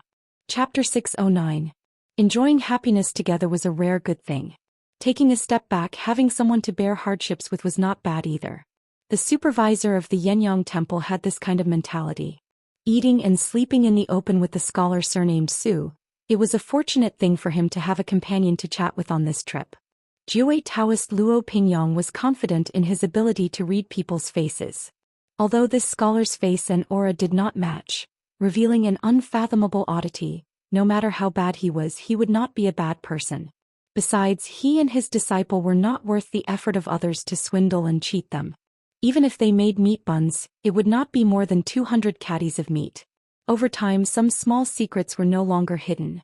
Su Fengyin gradually knew that this unknown supervisor of the small Taoist temple was very attentive in teaching. He taught his disciple how to practice qi along the way. About a few times when they stopped at a place to rest, Su Fengyin paid for it out of his own pocket. The old Taoist did not mind him watching and listening. Today the young disciple followed his master's instructions and sat cross-legged in the shade of a rock by the Ruoshui River. His legs were crossed in the Vajra posture of Buddhism, which was the wishful posture in Taoism. The old Taoist carefully fished out a few yellowed books from the book box and handed them to Su Fengyin. He stroked his beard and smiled. "To tell you the truth, when I was young my family was well off and I read many books. There was an elder in my family who liked Elder Huang and studied Taoism. I followed that elder to practice qi for a few years. Later my family declined and I did not want to give up halfway, so I joined the Taoist temple and became a receptionist. These years I read all the classics of Confucianism, Buddhism and Taoism. It was not easy to pick out these 3 books which I thought would not lead the disciples astray." Su Fengyin took a look. It was the 6 Wonders Gate from Tiantai sect, the continuation of meditation from Yuan Fan, a wandering immortal from the spring and autumn period, and the last book was the Theory of Bodhi Dao from the Huang sect. These 3 books were somewhat obscure to ordinary people, but for people of the 3 sects, it was not difficult to get their hands on them. However, the classics of Buddhism and Taoism were as vast as smoke. To be able to pick out these 3 books was enough to prove that the old Taoist was not a fake Taoist who casually put on a Taoist robe. The 3 books were steady and proper, describing the method of meditation step by step. They were not like many scriptures that pretended to say things like "return to Buddha for a lifetime," or "I want to leave this world," which were deliberately mystifying and playing tricks with the words. Of course, if director Luo wanted to rely on these 3 books that anyone could buy and copy at home to cultivate the method of immortality, it was definitely a fool's dream. However, if one cultivated the method properly and diligently, they could, to a certain extent, get rid of diseases and prolong life. It was rare for the old Taoist to meet someone who was willing to listen to him show off his cultivation experience, so he was very leisurely. He pointed at his disciple's back, intending to give this young man some pointers. "Young Master Su, look at my disciple's back. His back is straight like the stacking of a plate. This is very particular." The old Taoist kept him in suspense and asked with a smile, "Young Master Su, have you ever seen ginseng before?" Su Fengyan smiled and said, "I've only seen it a few times by luck." The old Taoist narrowed his eyes and clicked his tongue. "That's good stuff. When I was young, I followed my elders to cultivate and saw a few old ginseng that were picked from the Liangliao region of the Liang dynasty. They were as thick as an arm." "Hey, I'm off topic. Let's not talk about this. A real man doesn't boast about his past achievements. In short, all living things are born with spirits, especially ginseng. A ginseng's branches must be curled into knots in order to cultivate its origin and prevent its essence from leaking out. It's the same for us Taoists when we meditate and breathe. Also, when we meditate, we have to gently lick our tongues against the roof of our mouths, and babies who haven't grown teeth yet fall asleep. All in all, these are just the foundation of cultivation. In fact, they haven't crossed the threshold yet, so it's difficult to enter the room. This poor Taoist has read all kinds of books, and whenever I have spare money, I'll buy books from the broken-down aristocratic families. In the books, there are thousands of beauties. This poor Taoist is an outsider who only wants to find immortality in piles of paper. After so many years, I don't dare to say that I've really cultivated anything. Taoism relies on breathing and qi, and there's a saying that there are 12 floors. However, this poor Taoist has only cultivated 5 or 6 floors. Alas, that's why there's a saying that cultivating is like entering Shu, and it's really as difficult as ascending to the heavens. Some people who burn incense praised me as a Taoist master and an immortal. It's really shameful. This time, Taoist Master Qilin spread a rumor that the Taoist sect is going to repair the Daoist canon and gather all the Taoist books in the world. I'm not afraid that young Master Su will laugh at me, but this poor Taoist is not going to the Water and Land Taoist Temple. I just want to go to any of the Taoist temples in the Taoist sect to help with the chores. Not to mention other things, I'll be satisfied if I can take a few glances at some of the incomplete books. As for the trivial matters like accommodation and food, this poor Taoist and my disciple can deal with it. The old Taoist disciple was swaying and dizzy. He was exhausted physically and mentally and was about to fall asleep. He looked like he was powerless to sit still. The old Taoist was very nervous. He whispered to Su Fengyan, "This poor Taoist disciple's innate talent is not bad. It's 10,000 times better than this poor Taoist. Look at him, this is the sign of his sea of qi rising. No matter when he opens or closes his eyes, there will be scenes of fireflies or hooks and chains. It proves that he has achieved a small success in his cultivation." When this poor Taoist cultivated the 2 great supernatural powers of hearing and seeing, he suffered a lot to pass this stage. At first he recklessly used guarding intent to upper dantian. For a moment, his face was flushed red and he thought that he had achieved a success in his cultivation. Later on he realized that he had gone astray. Now that I've returned to teach my disciple the mental cultivation method, he won't take too many detours. Taoist Master Luo was talking excitedly. He didn't expect that his disciple almost fell down. He said weakly, "Master, I'm hungry." Chapter 6:10. His disciple's betrayal made the old Taoist lose face. He was so angry that he smashed a chestnut on the child's head.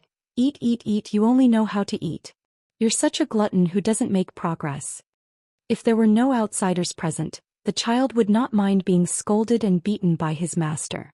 However, he did not have a good impression of the young scholar from the moment he met him. Now he felt that he had lost a lot of face and stared at Taoist Luo with red eyes. As the master of the small monastery, he did not have the bearing of an expert. He shouted and stretched out his hand and then hit his disciple's palm more than 10 times. The child could not stand the beating and the old man patted with all his strength. The little hand instantly turned red, feeling pain and grievance. He cried loudly and glanced at the scholar who was not pleasing to his eyes. He felt even more heartbroken. He got up and squatted by the side of the river, picking up stones and throwing them into the river. The old Taoist said to Su Fengnian sincerely, "In Taoist cultivation, even if you see fireflies in chains, if you do not follow the right path, you will still be regarded as a light and shadow door by the Zen sect. Half of this is because Buddhism starts with the mind and does not pay attention to the training of the body. There is also no Taoist inner elixir, so it is regarded as an obstacle. The other half is that there is indeed the suspicion of Qigong deviation. If young master has the intention to study meditation, you cannot ignore it. However, I am also a blind person who is trying to cross the river blindly. In my own words, I am borrowing fake cultivation. I am afraid that I will be laughed to death by the enlightened people in the monastery. I am limited by my aptitude and have not been able to smell the sandalwood fragrance. Not to mention those who have attained Tao and ascended, even those who have little immortality are out of reach. This disciple of mine is also a child with a hard life. Although he is not sensible, his foundation and mind are not bad. I just want him to suffer less in the future. Young Master Su, please do not blame him for his long face. The child is too young. After walking for thousands of miles, the soles of his feet have changed a few layers of calluses. Since young, he has treated Yenyang Monastery as his home. He can never be happy." Su Fengnian smiled and shook his head. "Supervisor Luo, you are too serious. I'm not good with children. Which family's children rarely have a good face when they see me?" Taoist Luo sighed softly. "We are like a cup of muddy water. After it is still, we see the dirt at the bottom of the cup. When one is sick, one will know the suffering of the body. When one is healthy, one will be busy in the midst of chaos." Su Fengnian pondered for a moment, then nodded and said, "An empty room looks clean, but only when the sun shines through the window will one know that there is a myriad of dust. Once a person of Taoism enters the first stage, he will reach the profound realm. I'm afraid that this is the comprehension gained from this movement and stillness." After ascending to the Vajra realm, regardless of whether he was observing waterfalls or rivers, he would still be able to faintly see some kind of trace left behind. If he were to reach the finger profound realm, would he be able to produce a kind of foresight? Su Fengnian was lost in thought. In the Emperor Qin's mausoleum, Luo Yang's painstaking efforts outside the bronze door had given him a great shock. Taoist Luo pondered for a while, then said with a face full of fascination, "First stage, I dare not think about it." The three of them had been walking northwest along the Ruo River. Every time they stopped to rest, they would sleep by the water under the starry sky. The last time they rested, Su Fengnian would be separated from this pair of master and disciple the next day. The latter would rush to the Yellow River and take a boat upstream along the Yellow River to participate in the huge water and land dojo of the Tao Te Dao sect. Su Fengnian, on the other hand, did not need to make a turn. After walking for another half an hour, he would be able to see the final target of this trip to Beimang. On this night, the two seasons of summer and autumn converged. The stars hung in the sky and the Milky Way shone brightly overhead. The northern sky was so low that it seemed almost within reach. Su Fengnian sat by the Ruo River in a daze. He collected his thoughts and turned his head to look. Taoist Luo's little disciple was standing not far away, hesitating. When he saw Su Fengnian looking at him, he turned around and ran. However, after running for a dozen steps, he stopped and turned back to walk unwillingly toward the river. The child's dislike of Su Fengnian was written all over his face. He did not know why he was willing to take the initiative to talk tonight. After sitting down, the two of them were silent. Finally, the child could not hold it in and asked, "Su, have you heard of the saying, virtue is 1 foot tall, and the devil is 10 feet tall?" Su Fengnian nodded. The child frowned and asked seriously, 10 feet is always better than 1 foot, right? Every time I ask Master why the devil is 9 feet taller than the Tao, he can't give me an answer and always changes the topic. Do you understand?" Su Fengnian smiled and said, "I don't really understand." The child twisted his mouth and said disdainfully, "You don't have much knowledge. You don't even know how to meditate. You need my master to teach you." Su Fengnian nodded and said, "Your master is very knowledgeable. Otherwise he wouldn't have become the supervisor of your Yenyang temple. It's not shameful that I can't compare to him. The child said proudly. Everyone says that my master's fortune-telling is accurate. Su Fengnian looked at the ruo shui that was swaying on the surface of the river under the starlight and did not make a sound. The child told the truth. Before master went to bed, he told me to come and thank you. I didn't want to at first, but he is my master. I have to listen to him. Su Fengnian said self-mockingly, you are an honest person. The child was no longer willing to pay attention to this guy. He put his head on his bent knees and looked at the ruo shui in a daze. He turned his head and said slowly, that day at the crossing of the river, I really did see a female water ghost wearing red robes. Do you believe it? Su Fengnian smiled and said, I believe it. As he spoke, a smear of red swam in the ruo shui and disappeared. Su Fengnian thought for a while and took out a stack of straw sandals from the book box. There were 3 pairs. He took out 2 pairs and gave them to the child. I only made 1 pair. After I saw you guys, I made 2 more pairs. If you don't mind, take it as a parting gift. The child was surprised. He hesitated for a moment but still took the 2 pairs of straw sandals. At this moment he didn't hate the scholar in front of him as much. The child hugged the straw sandals and asked curiously, you also know how to weave straw sandals? Who are you giving them to?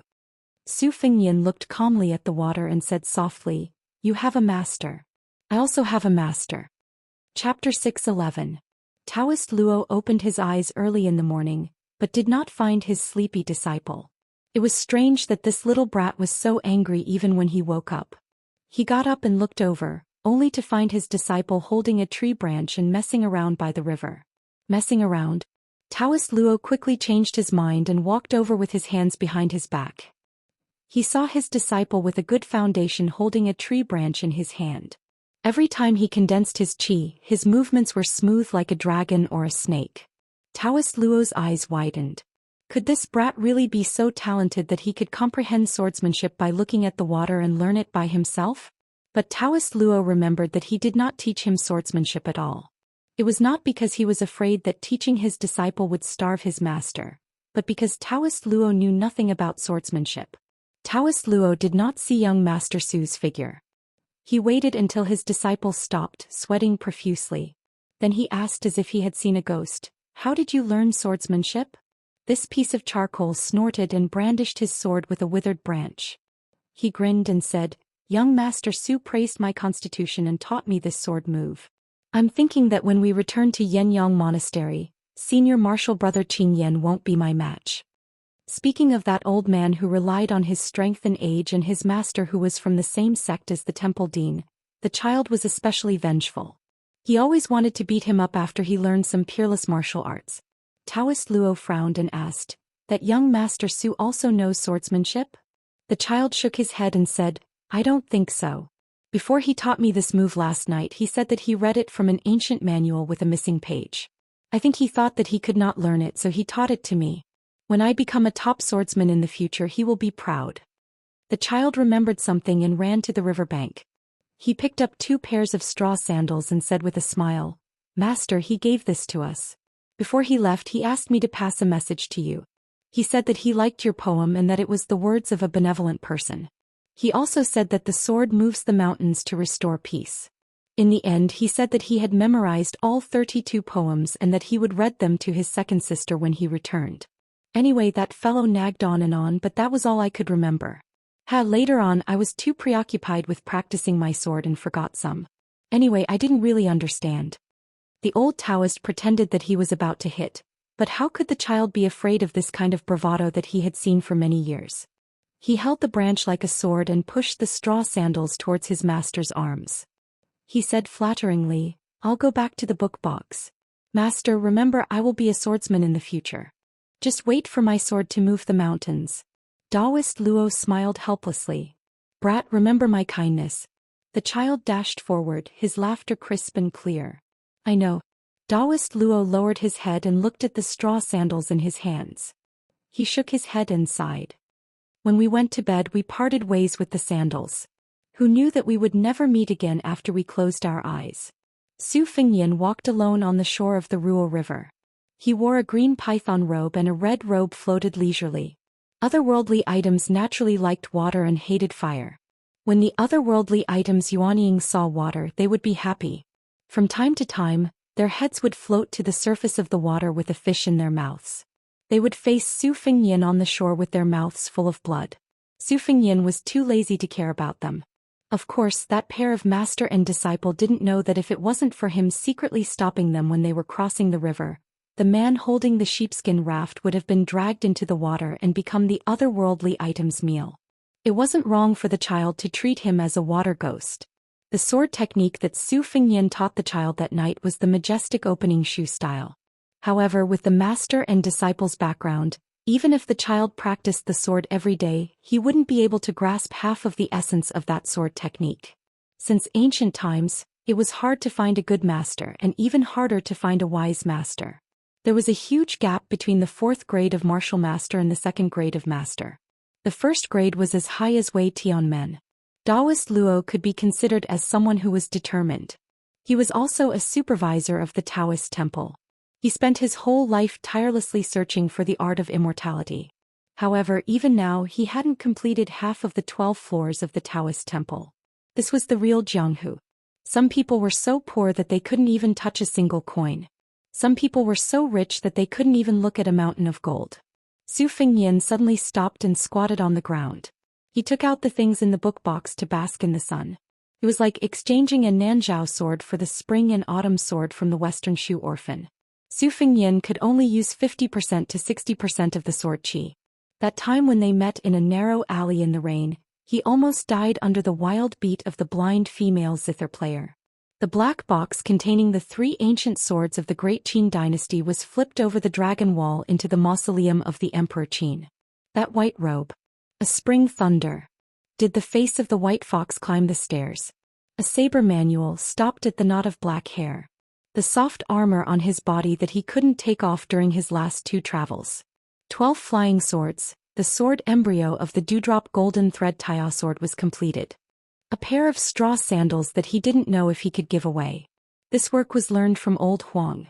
He remembered the first time the old man with missing front teeth handed over a pair of straw sandals. Su Fengyin stomped his feet and cursed. Were these considered shoes? Later he felt that straw sandals were better than walking barefoot. He got used to wearing them.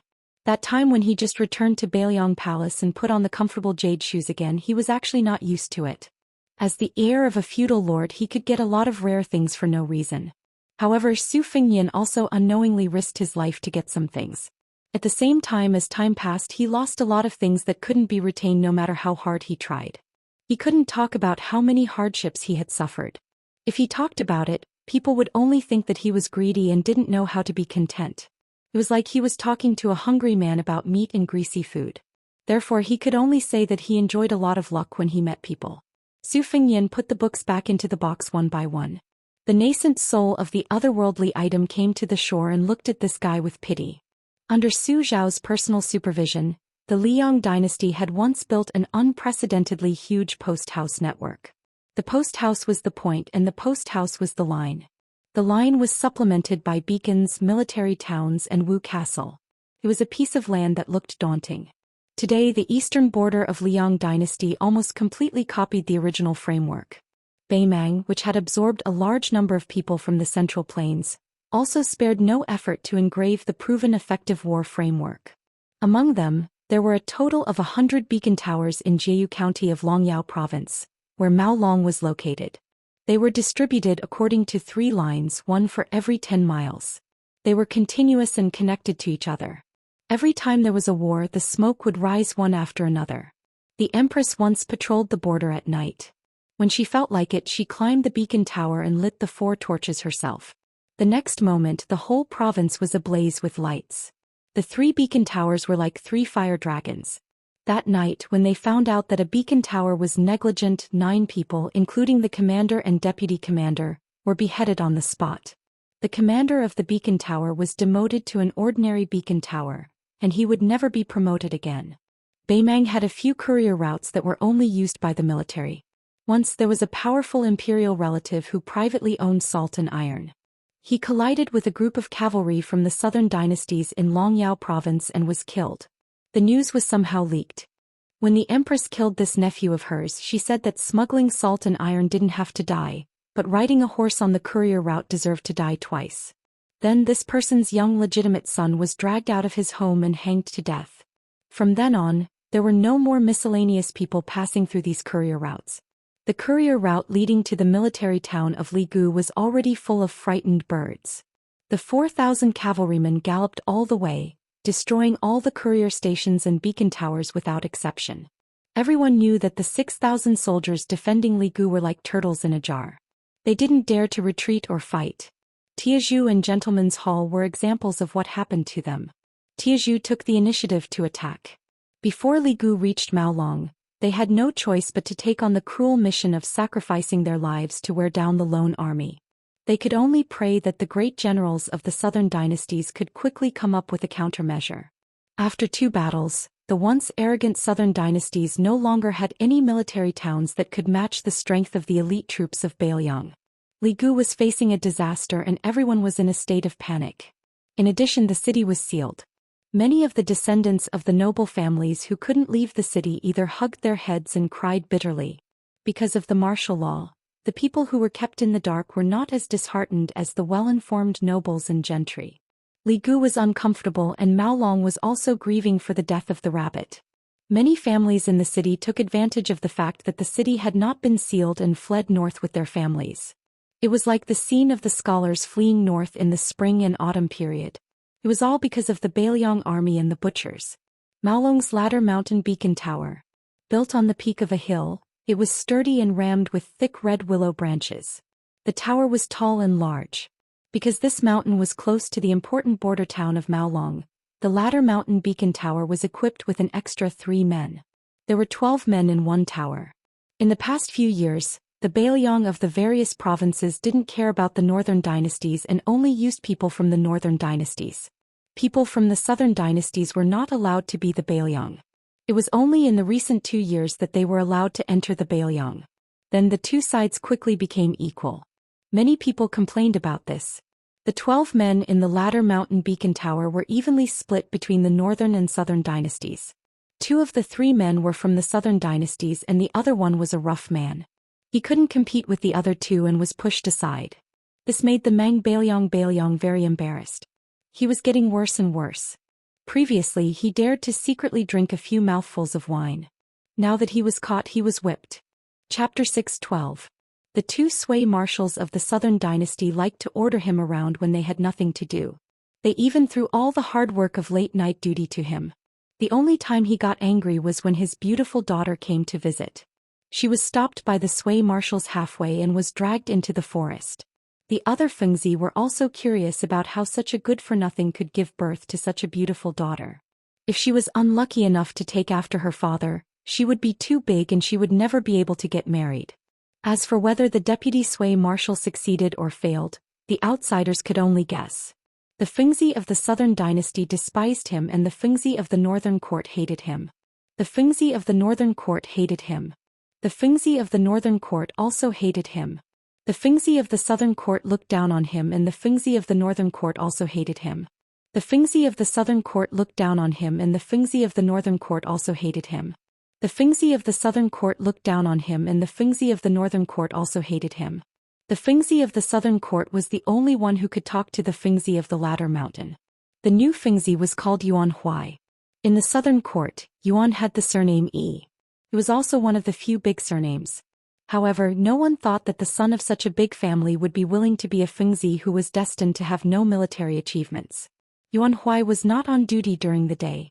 Since the Fengzi of the Fengzi stopped drinking outside the Fengzi, he had nowhere to go.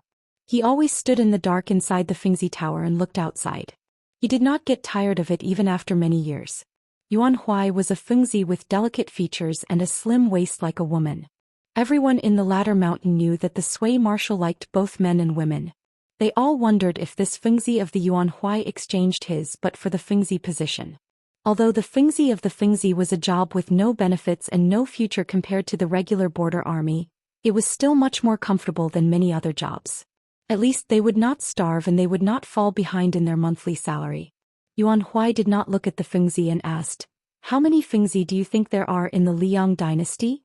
The Fengzi of the Fengzi, who was not old but had an old appearance, said with a hoarse voice, "I'm not sure now. There should be 12,000 in the past 5 to 6 years. Yuan Huai touched the green headscarf on his head and asked curiously, I heard from Marshal Sui that the Li Yang dynasty's beacons would light a torch every day to announce their safety. Why don't we do the same? The old beacon master with a bitter expression said softly, in order to pacify the spring and autumn 8 kingdoms, we must rely on this fire of peace to send messages to Great Peace City. Yuan Huai laughed and said, that Emperor of Liang must be tired. If he doesn't see the Taiping fire one day, he won't be able to sleep. He'll have to summon the civil and military officials to the forbidden area. Old Wind Beacon replied calmly, nothing is tiring. The Empress had personally decreed that the entire territory of Beimang would not report the fire of peace. When it's not safe, I'll light up the smoke signal. Zhen will still give you peace. How conceited. Yuan Huai sighed and rubbed his face, which had become much darker and rougher after he became the son of a beacon. The steps of the ancestral hall must be covered with moss. Old Beacon remained silent. Yuan Huai said to himself, if we were at home, I'd like to catch some candlelight bugs and put them into a bag to make a firefly bag. Then I can study at night without the light. He turned his head and joked, Old Xiang, your daughter is so beautiful like a fairy in a painting. Why don't you marry me? The old man gave a rare smile but did not say whether it was good or not. Yuan Huai stared and said, give me a definite answer, aren't you a man? Old Beacon shook his head. Yuan Huai turned his head and muttered, petty. Yuan Huai was a rough person. He immediately asked, Old Xiang, when do you think I can become Marshal Sui? Old Beacon stared at him for a while, then turned his head and said, you? No way. Yuan Huai said anxiously, why can't I? Old Beacon said softly, being an official requires you to hide your abilities like a woman's chest. Yuan Huai was stunned for a moment, then he laughed loudly and said, oh, you know how to reason? Old Beacon said calmly, as long as you're a man, you'll understand a few things, especially an old man like me. Yuan Huai rolled his eyes and said, talking to you is boring. A young beacon walked in and ordered the old man arrogantly, Old Xiang, go with me to the market and bring a few jugs of wine. I'll owe you the wine money first. Old Fengzi remained silent and was about to leave Feng Shui to buy wine for his colleagues. As for the money that these Fengzi owed him, it would accumulate over time. Not to mention 50 taels of silver, 30 to 40 taels of silver would definitely not run away. However, he was just a pile of mud that was used to being bullied by others. Yuan Huai couldn't stand it anymore, so he tried to smooth things over for Old Xiang. Old Beacon glared at Yuan Huai angrily. Yuan Huai's palm-sized face, sharp chin and soft skin made him look like a woman. His anger dissipated, but he also felt a fire burning in his lower abdomen. However, this Yuan Huai was most likely Marshal Sui's plaything, so he didn't dare to be presumptuous no matter how bold he was. However, it was good to have some fun. He said he was a good brother and was about to put his arm around Yuan Huai's shoulder, but Yuan Huai nimbly dodged him and slipped away. Fengzi, who was waiting for his death on the ladder mountain, was greatly disappointed. He glared at Yuan Zhou's buttocks and cursed himself inwardly for missing his wife so much that he went crazy. Then he turned around and looked at that wretched old bastard, spat out a mouthful of thick phlegm and walked out swaggeringly. Feng Shui of the ladder mountain had 2 horses. One of them was given to Marshal Sui to ride to the military town of Maolong. The wine market was about 20 miles away. Yuan Huai told Fengzi, who was guarding the horses, that he was going to treat all his brothers to a drink so he could ride down the mountain. Chapter 6:13. When they went down the mountain, Yuan Huai passed by a small group of cavaliers from the border town. The leader was a handsome guy who looked like the guy in the beacon. When he saw Yuan Huai, he had a playful look in his eyes and whistled. Yuan Huai suppressed his disgust and spurred his horse forward. There were a total of 6 riders in the group. A rider who was half a horse's length away from the leader asked softly, "Aren't we going to kill them?" The leader, who was still frivolous a moment ago, narrowed his eyes and shook his head slightly. "We'll kill them later. Remember, there may be more than 9 beacon princes near the important town." The handsome rider snorted. "Brother Hanlin, we've killed our way here. We've already destroyed 7 beacon princes. We're well aware of the situation." Li Hanlin, who had become colder in silence, exhaled. "It's never a bad thing to be careful. We can't lose our lives in Beimang again. Once we get rid of this beacon, we won't have anything else to do. Here we go back." Li Hanlin did not continue. How many of them could go back? Li Shuiwei bit his cracked lips. His eyes were cold as he nodded heavily. There was a checkpoint about half a li away from the latter mountain Fengyi. A Fengzi was dozing off under the shade of a tree. He did not even wake up from the sound of hooves that were not wrapped in a soft cloth. Fortunately, a crossbow arrow pierced through his head and nailed into the tree trunk. The Fengzi did not die in pain. His head only shook slightly. The rider deliberately stopped at the checkpoint and then slowly went up the mountain. There were 2 beacon princes from the southern dynasty who were joking around outside the beacon. They were waiting for Yuan Huai to buy wine to satisfy their cravings. When they saw the rider in Maolong light armor lazily appear in their field of vision, they thought he was a soldier looking for an acquaintance. They squeezed out a smile and went forward to flatter him. The 6 riders dismounted at the same time. Li Hanlin smiled and put his arm around one of the beacon prince's shoulders as he walked towards the beacon. He asked casually, "Is your Marshal Sui here? I finally got the chance to sneak out to take a breather. We agreed to go to Maolong to drink wine tonight. Don't stand me up. If the Bailiang really attacks, I don't even know if I'll be dead or alive. I'd better find some women and have some fun." Fengzi was drooling with envy in his heart, but he smiled and said, "Yes, yes, yes. So you're right. If you trust me, this humble one will be bold enough to lead the way for you. I am very familiar with the brothels in Maolong." Stepping into the shadow of the fire beacon, Li Hanlin laughed heartily. "You're smart. I like it." He was on the right track. He was really on the path to the underworld. At the same time, October Li broke the neck of another first wind beacon. Li Hanlin signaled Lu Do with his eyes. Lu Do held a dagger in his mouth and a spear pouch hanging from his waist. He leaped high and hooked his hands into the sway wall. He climbed up swiftly and quietly. There were 50 crossbowmen, but there were only 6 of them left.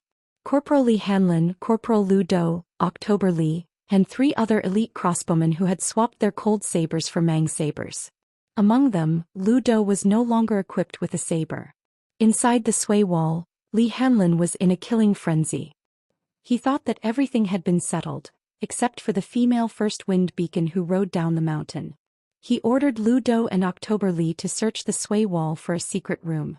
Unexpectedly, an old first wind beacon ambushed Li Hanlin from a hidden spot. At that time, Li Hanlin was about to retrieve some records of the sway wall. In the end, Ma Zhenjai blocked the sinister saber for him. The sharp saber stabbed a Bailiang man through the heart. The first wind beacon was obviously a master. When he pulled out his saber, it drew an arc and tore open the man's heart. Before he died, Ma Zhenjai said that he wanted to return to Bailiang and take some money to give to the parents, wives and children of his fallen brothers. The first wind beacon struck his saber swiftly and fiercely. Li Hanlin struggled to parry and was hit in the shoulder by the first wind beacon. Fortunately, before he could exert his strength, the first wind beacon was punched in the back by Lu Do, who had rushed over after hearing the sound. As if that wasn't enough, Lu Do pressed the first wind beacon's head and smashed it against the wall. The first wind beacon's head was like a watermelon when it fell to the ground. Lu Do looked at Li Hanlin, who shook his head and said that he was fine. Li Hanlin walked over to Ma Zhenjai's corpse and squatted down to help him close his eyes. Li October's lips moved, but he still did not make a sound.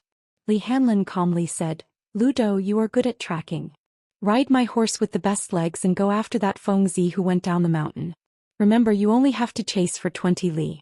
If you can't catch him, immediately turn back and meet us at the first beacon." Lu Do silently walked out of the beacon.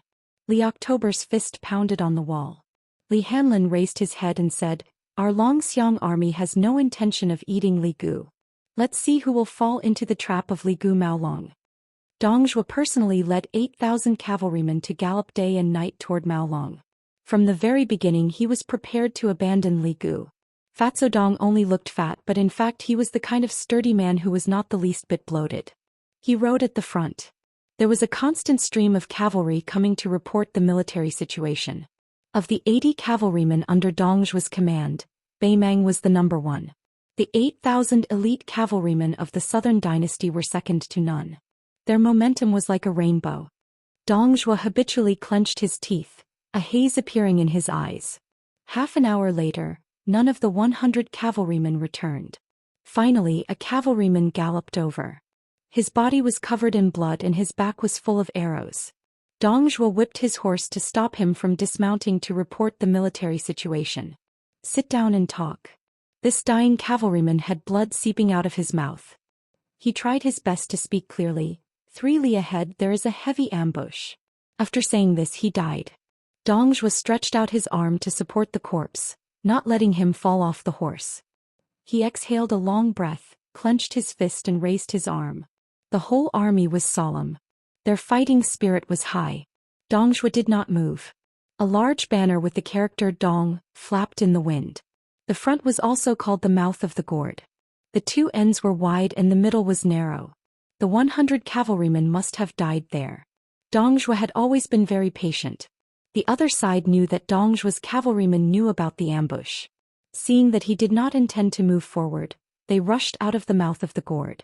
The black mass of cavalrymen spread out like a tide. 4,000 Long Xiang army. 8,000 Dong Zhuo's army. Chapter 6:14. The 2 armies confronted each other. At the front of the formation, a black-clothed youth held 2 corpses in his hands. Before the cavalry behind him could charge, he tossed the corpses high into the air in Dong Zhuo's direction. When they fell to the ground they turned into 2 puddles of mud. This provocation made the 8,000 cavalry behind the Dong banner gnash their teeth in anger. They tightened their grip on the spears in their hands, subconsciously clamping down on the bellies of their horses. These old soldiers who had been on the battlefield for a long time all took advantage of the gaps to grab their weapons. Once they were embedded in the formation, they would have a higher chance of killing and survival if they grabbed onto their machetes earlier. A large banner with red characters on a black background fluttered in the wind. To the Dong army on the plains facing the wind, the warhorses' galloping speed was slowed to a certain degree. However, when the old soldiers raised their heads to look at the scarlet Dong character, they immediately cleared their minds of distracting thoughts. As soon as General Dong gave the order, they would crush this weary army that was barely half their size into ashes. Many of the cavalry silently chanted a simple ballad in their hearts. The sons of the Dong family rode their swords, mounted their spears and died beside their horses. Dong Zhuo held a green spring spear in his hand. It was once the treasure of mount carrying. After Dong Zhuo became his son-in-law, he was given away as a dowry by the mount-carrying mountain's mountain lord. There were 18 cavalry behind Dong Zhuo. Their armor were all normal, but unlike the Dong cavalry, they all held spears in their hands and saddles. Their weapons were in their hands and more than half of them had swords hanging from their waists. The 18 cavalry didn't have the austere aura unique to old soldiers either. Their attitudes were relatively relaxed, but the commanding officers who were known for their arrogance didn't look down on them in the slightest. In particular, when they looked at the thin old man sitting on horseback empty-handed, they all felt a bit of reverence. After all, not everyone had the ability to sit on the second seat of mount carrying. The youth began to run with a terrifyingly large black tiger. The green spring spear in Dong Zhuo's hand was originally pointed to the ground, but it suddenly rose up and pointed forward. The 2 armies charged at almost the same time. When the distance between the 2 cavalry armies was large enough, it didn't mean that whoever charged first would have the advantage. If the distance was too large, after a spurt of energy morale would begin to decline, and the penetrative power of the first spear would also be damaged. However, in this battle, the distance between the 2 sides before the collision was enough to ensure that the speed and impact of the horses would be raised to the maximum. The ground trembled under the hooves of the horses and yellow sand filled the air. The 2 streams of water moved forward at lightning speed. In normal cavalry battles, regardless of whether it was whistling or shouting, the cavalry liked to make noises to strengthen their momentum when charging. In order to prevent the warhorses from retreating and damaging their speed, some of the cavalry troops who were skilled in horsemanship would throw out a cloth to cover the warhorses' eyes. However, the 4,000 Long Xiang army and 8,000 Dong Zhuo army were particularly abnormal. They did not make any unnecessary movements. The riders and warhorses rose and fell at the same time, filling the air with a silent rhythm of iron and blood.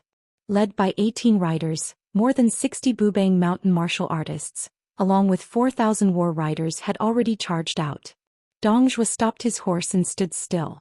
Behind him were 2,000 roaming riders, while the other 2,000 roaming riders circled around in an arc, avoiding the front. From the left and right in an all formation they pierced toward the relatively weak Long Xiang army. Dong Zhuo waited quietly for the final decision. The first time the two sides came into contact, both sides penetrated the flesh and bones. A dragon elephant rider and a Dong family cavalryman pierced through their breastplates at almost the same time. Their warhorses continued to charge forward, abandoning their spears and pulling out their blades. When the two passed by, they each hacked out with their blades. The dragon elephant rider chopped off the northern barbarian's head with his blade, ignoring the heavy injury. He tilted his head to avoid the spear. Just as he was about to risk his life to hack out with his blade, the Dong family cavalryman behind him knocked him down with a spear. The spear was squeezed out in an arc in the air. Before the Bailiang cavalryman died, he threw out his cold blade with one hand and grabbed the spear with the other, not allowing the spear tip to be pulled out of his body. The enemy cavalryman let go of his blade, flicking away the cold blade that was flying towards him, and continued to charge forward silently. There were two cavalrymen who collided with their horses. The warhorses' skulls were smashed on the spot. The cavalrymen leaped up from their horses and used the momentum to stab their enemies in the chest. Both sides fell back at the same time, but they still held on to their spears. Before they could fight on foot, the cavalrymen from both sides were ready to pierce their skulls with their spears. Cavalry with astonishing strength could pierce the enemy's cavalrymen down with their spears. They used the remaining momentum of the warhorses' charge to pull out their spears and kill again. A dragon elephant rider ruthlessly pierced through the chests of two northern barbarians. When the two corpses fell from their horses, they still scuttled together like candied haws. He clamped a sharp spear under his armpit and twisted the Dong family cavalryman who didn't decisively throw away his spear at the first moment off his horse. He then chopped off half of his head and his entire shoulder. There were also Baimang cavalrymen who fell off their horses and were seriously injured but didn't die. They still chopped off the legs of Bailiang's horses before they died. The two armies strangled each other. In an instant, victory and defeat were decided. Apart from a few officers who excelled in horse fighting and didn't abandon their spears, continuously killing the enemy cavalrymen as they charged forward, it was simply impossible for a cavalryman to advance slowly and be surrounded by more than 10 cavalrymen and be swept away by his spear. It was even more impossible for a cavalryman to turn around and fight another several dozen rounds just because he ran into an evenly matched enemy general. There was only one exception. In the middle of this long battle line, there was still a huge hollow circle that defied common sense. Previously, when the black-clothed youth leaped into the air, he was slapped in the chest by a thin old man who didn't have any weapons in his hands. He fell to the ground with a loud bang. Then he was entangled by 18 cavalrymen, either on horseback or off their horses. As long as a general personally entered the enemy's line, he was always a striking figure who was destined to be attacked by tides in the spring and autumn period. This kind of character would become a big chopping board nearby, with layers of flesh and blood stacked on top of each other. After the black-clothed and barefoot Zhou Xian led his army into Baimang, even though he had been deliberately intercepted at the tiled building, it was still not until today that he was truly stopped in his tracks. The green-clothed old man was Gong Pu, who was second only to one person in Mount Bubang. His internal force was vigorous, and he practiced martial arts with the master of Mount Bubang all year round. The other 17 cavalrymen were all brave men of Mount Bubang, not to mention there were more than 40 Penglai cauldron-carrying slaves of Mount Bubang. Each of them was 10 feet tall and born with the strength of an ox. After practicing martial arts, they soaked themselves in medicine vats and tempered themselves to the realm of fake Vajra. Unfortunately, they encountered Zhou Xian, who was born with Vajra. As long as they were torn apart by the youth, they would end up being dismembered. In the big circle, there were already more than a dozen Penglai slaves with missing arms and legs lying on the ground. At this time, Zhou Xian ignored the sword of a Mount Bubang swordsman who stabbed him in the back and punched a cauldron-carrying slave in the chest. He slowly pulled out the heart and threw it on the ground. The middle-aged swordsman was shocked when the sharp sword pierced the youth's back. He clearly did not rely on the Qiji to resist the sharp weapon. He immersed himself in the sword for 30 years and was quite conceited. He stabbed the youth's back with the sword in his hand, but no matter how much sword qi he added, it could not penetrate the youth's flesh. The black-clothed youth was slow at times and fast at times. He thought that the green sword was not sharp enough, so he leaned back and took the initiative to move closer to the green light lingering on the tip of the sword. Before the swordsman could let go of the sword, the slightly famous sharp sword in Jianghu was bent in an instant and then broke. The youth leaned back too fast. Not only did the swordsman's sword break, but his whole body was knocked away. His chest was shattered into a mess. He floated backward and fell into the yellow soil, dead. The black tiger looked up to the sky and roared. Under its claws, it clasped the blurred corpse of a Penglai giant. With a light hook, the corpse was smashed and blood soaked the yellow sand. The black tiger pounced on the next burly giant that was closest to it. Gong Pu, who was not in a hurry to fight with the black-clothed youth in close combat, saw this and shouted angrily, "Evil beast!" The black tiger was hit by Gong Pu's palm and flew to the side. After landing, it still slid for 50 or 60 feet. When it stood up, shaking its head, a warrior of Mount Bibbing stabbed it with a spear. The spear stabbed into the black tiger's back for a foot. The black tiger did not feel the pain at all. It sank into the ground on all fours. After accumulating strength, it pounced on both the man and the horse. The spear-wielding knight's waist was bitten by the black tiger under Qi Xuanzhen's mount. It was a shocking sight. The divine beast, who was beaten down on the demon-slaying platform and recognized the black-clothed youth as its master, swung its tail as hard as iron. The Penglai slave on the back had a bloody wound from head to chest. It pounced on another giant that was not afraid of death. The latter's face was flushed red. He held the black tiger's mouth and did not let it bite him. The black tiger's whole head smashed down, breaking the giant's arm and smashing his head into the soil. Gong Pu, with a face full of anger, rushed over and kicked the black tiger again. More than a dozen of Liang Mang's cavalry rolled down. Chapter 6:15. Su Longxiang didn't care about the battle at Black Tiger's side at all. With a seemingly casual sweep of his arm, he cut off the waist of a swordsman from Mount Tibbing. Pulling the upper body, he spun in an arc and smashed the chest of a giant man carrying a tripod into pieces. A wooden-faced old swordsman's sword was like pear blossom rain. Every time his sword pierced the barefoot youth's body, he would use the rebound of the sword tip to retreat a few feet. Back and forth it was dazzling. In an instant he had struck more than 90 swords. His hands, feet, head, face, cheeks, heart and abdomen were all missing. A series of crisp and clear sounds of metal and stone hitting each other were extraordinary. The old swordsman tried to find the crazy youth's Achilles heel when his sword touched his glabella.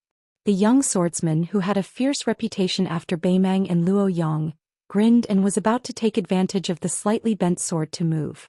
The swordsman, who had integrated the Taoist gang-stepping footwork into his body movement, had just taken a step when the youth in front of him punched the side of his left ear. The old swordsman hurriedly used his qi to counteract 70 to 80% of the killing intent, but because of the huge force, his body was lifted off the ground and fell upside down. Su Longxiang held his feet and stabbed them into the ground like throwing a spear into the ground. The swordsman, who had been famous for a long time, was squeezed until his chest was level with the yellow sand. Su Longxiang gently kicked the swordsman's legs and saw the ownerless sword. After hesitating for a moment, he bent down to pick it up and gently threw it up. His palms pressed against the hilt and the tip of the sword. The sword was broken into countless pieces by his palms. Holding the pieces of the sword with both hands, he looked up and saw the two remaining swordsmen. His figure suddenly jumped up and scared the two swordsmen out of their wits. They didn't care about the famous sword and ran away. One of them didn't run fast enough and was hit in the cheek by the black-clothed youth. His mouth was full of fragments and his face was unrecognizable. The other swordsman escaped because of the Penglai giant who sacrificed his life to stop him. However, he was already scared out of his wits. He no longer had any desire to fight. Regardless of whether he would be severely punished by Bingbing Mountain or not, he retreated and disappeared into the cavalry. Su Longxiang was addicted to killing. After tearing apart a giant man, he was about to look for his next target when Gong Pu used a shoulder slam to knock him back a few steps. Gong Pu's hair stood on end as he rushed forward in large strides. His two fists tore through the air, wrapping up the wind and sand as he gave the young man a brazen blow. Su Longxiang's feet left the ground and he kicked Gong Pu's shoulder. Both of them were pushed back, and after sliding a distance of more than 100 feet, they both stopped at the same time. The two of them were like two armies of cavalry and they collided. Gong Pu's fist landed on the young man's forehead, and the young man's fist landed on his chest. With the two of them as the center, a large circle of yellow sand wildly drifted outwards. Zhou Xian spat out a mouthful of blood. He smashed his right fist into the palm of his left hand and smiled sinisterly. Blood oozed out of Gong Pu's nostrils and he gently wiped it away. Once the number of troops exceeded 10,000, and then the whole army fought to the death without a single soldier surrendering. There was no historical record before the spring and autumn period. In the spring and autumn period, there was only the Battle of the Imperial Concubine's Tomb. In that battle Yuan Zhuozong, who was ranked second, was the only one left. He used 16,000 light cavalry to hold back the most elite and majestic 40,000 heavy cavalry of West Chu. This allowed the Su family army, which was not called the Bailiang army at that time, to complete the strategic siege of West Chu, forcing the West Chu army to completely withdraw. Finally, it led to the Battle of the Western Barrier Wall, which was known as the decisive battle of the spring and autumn period. In that battle, on top of the Imperial Concubine's Tomb, there were 16 soldiers around Yuan Zhuozong who were protecting the White Bear. All of them were ordinary soldiers because more than 30 generals had already died. At the beginning of that battle Yuan Zhuozong took the lead.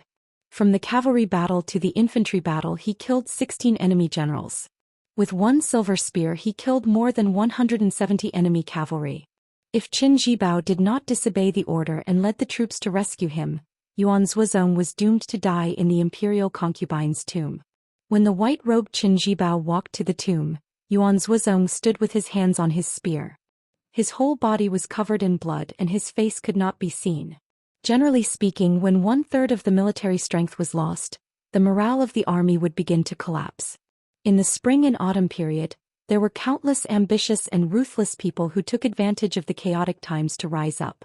When they had a little bit of momentum, they hurriedly proclaimed themselves as kings and emperors. However, when these mixed-up armies met the elite regular army, they often collapsed at the first touch.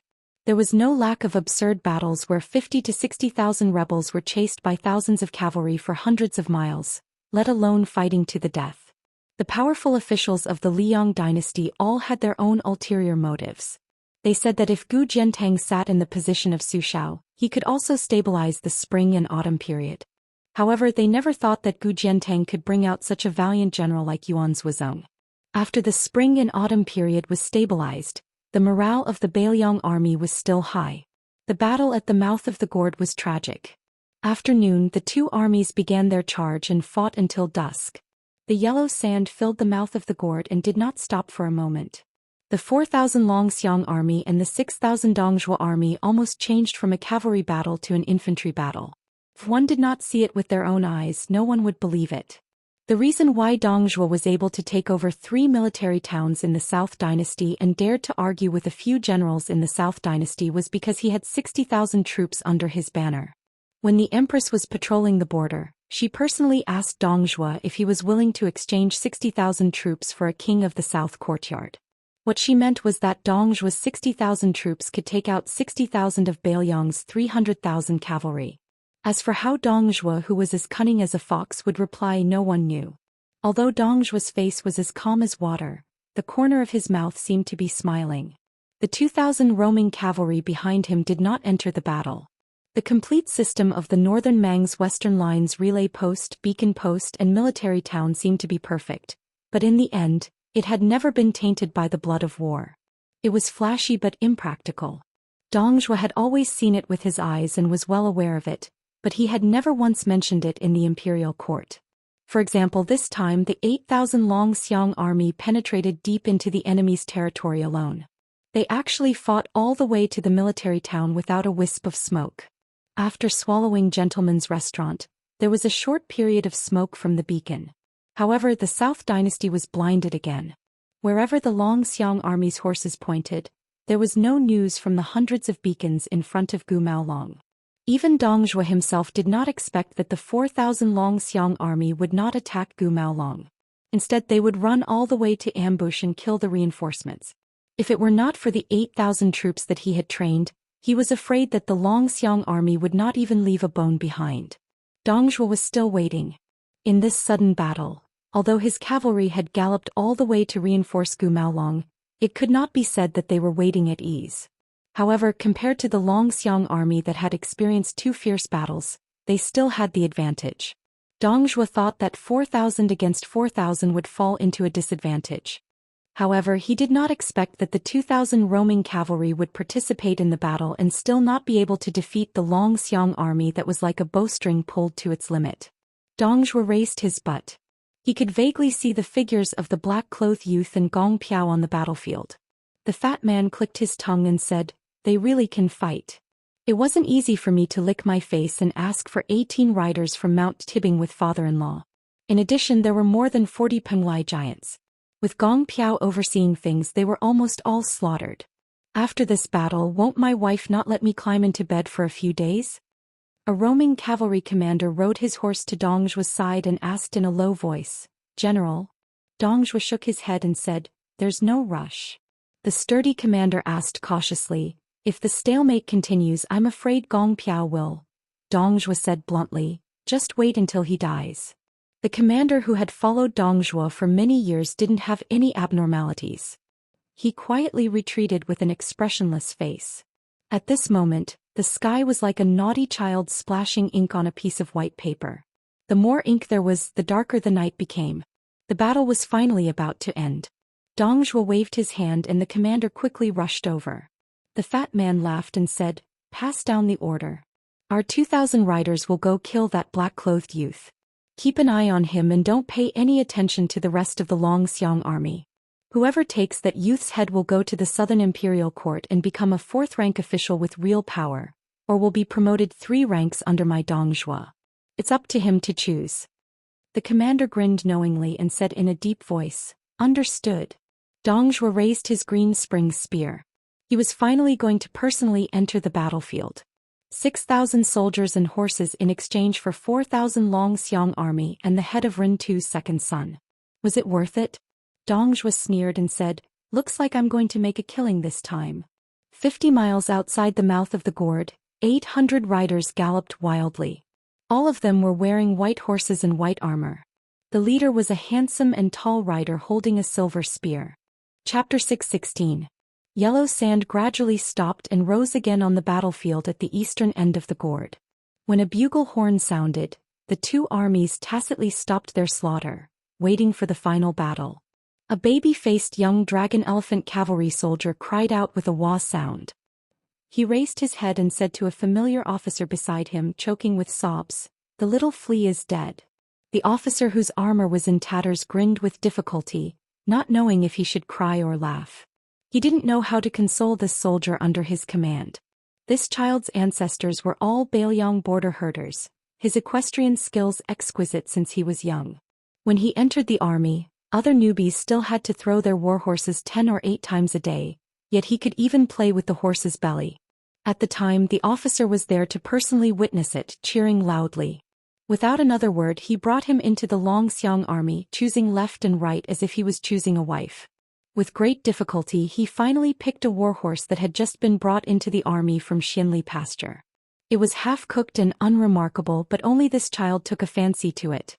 Later on, it was proven that this horse really was a good horse, its leg strength extremely good, its explosive power also sufficient. Its most valuable point was that when it charged, it was willing to charge side by side with the cavalry. It was because this horse's temperament was jumpy, and when it was familiar with the battlefield, it liked to jump around the child's side, thus gaining the nickname of Little Flea. That child hated that he couldn't even sleep in the stable. If by chance his beloved warhorse contracted a minor illness, getting half its face stabbed by a wooden spear during the drill, it would only be foolishly happy. The child would only be able to cry from heartache, truly even more so than the wife he would marry in the future. In this battle, this child was impatient. Just the number of enemies he saw kill numbered 2. And they were also the last batch of dragon-elephant cavalry soldiers who dismounted from horseback. It was unknown how many enemy warhorses had their stomachs cut open by this child's blade, their legs chopped off. The officer knew that this type of cleverness and vigor was a rare talent. Many veteran soldiers might not even have this type of ability. The officer shot a glance at the child's chin. Even his beard was still young and inexperienced. The officer originally wanted to make an exception and become a matchmaker for this child in a year or 2, handing over his niece to him. This could also be considered keeping the goodies within the family. A little child who wasn't even 19 years old, who hadn't even tasted a woman before, dying here today. It truly was a pity.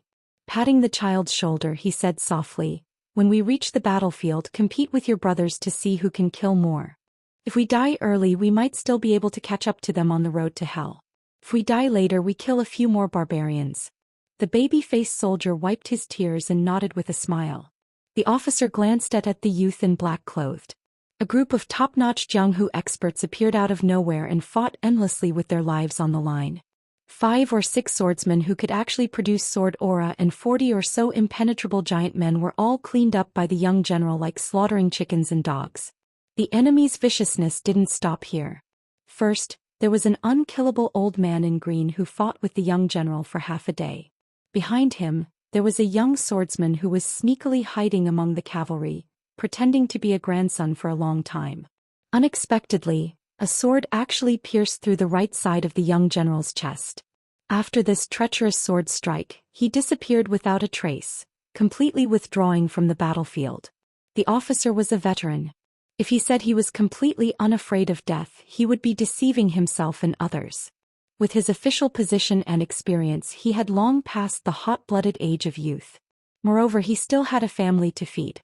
It wasn't as if the officer's head was kicked by a donkey for him to calmly face death for no reason. However, to be able to enter Beiliang's Xiang army, which was ranked among the best in terms of military strength, the officers of the same rank as the officers of the Beiliang were more valiant and good at fighting compared to many of the other Beiliang generals. They didn't have many cunning guts, and the soldiers they brought out were also relatively simple-minded. To the entire Xiang army, as long as their superiors dared to charge and die, they would dare to fight. Training an army for 1,000 days to use it for an hour. If they were afraid of death, they wouldn't enter the Xiang army. The officer also started as a small soldier, who hadn't heard of those soul-stirring battles from the old soldiers. Chu Lushan's 1,000 light cavalry opened the Shu road. Concubine Tomb's 16,000 cavalry fought to the death to the last man. Qin Jibao's battle at the Western Wall rampart brought peace to the world. There were too many battles between Xiang and Fan. The officer knew that after the battle at the Calabash Gate, his acquaintances and friends would definitely talk about it. When his name was mentioned, they would all give him a thumbs up. These words would be passed along with the compensation money back to his hometown. It could be considered that he didn't let down those memorial tablets in the ancestral hall that he had knelt to when he was a child. In the future, when his children grew up, they would also be able to straighten their backs and be upright people. The red-armored Dongzhuo army only had less than 600 soldiers left. What kept them from retreating was the 2,000 mounted soldiers personally led by the general behind them, as well as the Dong clan's military law that would immediately execute anyone who retreated without permission. When they turned their heads to look, they saw a bright red torrent rushing toward them.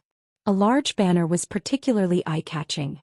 These Dong clan cavalry, who were so exhausted that they could sleep for 3 days as soon as they sat down, felt as if a heavy burden had been lifted off their shoulders. But then they felt a little desolate. The invincible Dong clan elite cavalry, 6,000 against 4,000, unexpectedly lost. Around their feet were the corpses of their former comrades, piled up on top of the corpses of the Beiliang people. Many times they fought on foot, stepping into the sticky blood. Every time they raised their feet, it was more strenuous than stepping on the gravel. Many armored soldiers were careless and fell down and were hacked to death by their opponents. The battle was so fierce that it was hard to tell whether they died under the Beiliang's saber or their own Mang saber. Chapter 6:17. Because Beimang rarely had any danger zones to rely on, Beimang's military had always been on the offensive.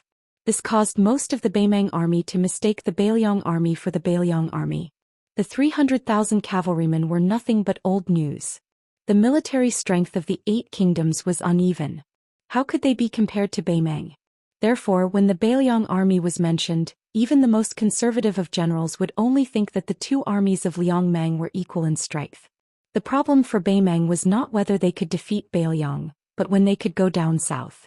The Dong cavalry was publicly recognized as an elite force on the front line with Tuoba's 180,000 personal troops. The Dong cavalry was especially good at returning spears. In several fierce battles on the Eastern Front, the Dong cavalry could guarantee that they could retreat for 100 miles without dispersing. This time, when they came to rescue Maolong military town, it was said that the enemy only had 4,000 cavalrymen. Who wouldn't see this as an easy military achievement? A cavalryman of the Dong family heaved a sigh of relief. He adjusted his helmet and lowered his head. He recalled a ballad that had become popular in the army at some point in time. The Dong family's young men rode on horseback with swords and spears, dying on the backs of their horses. Don't cry your heart out for your wives, and your children will be Dong family's men again.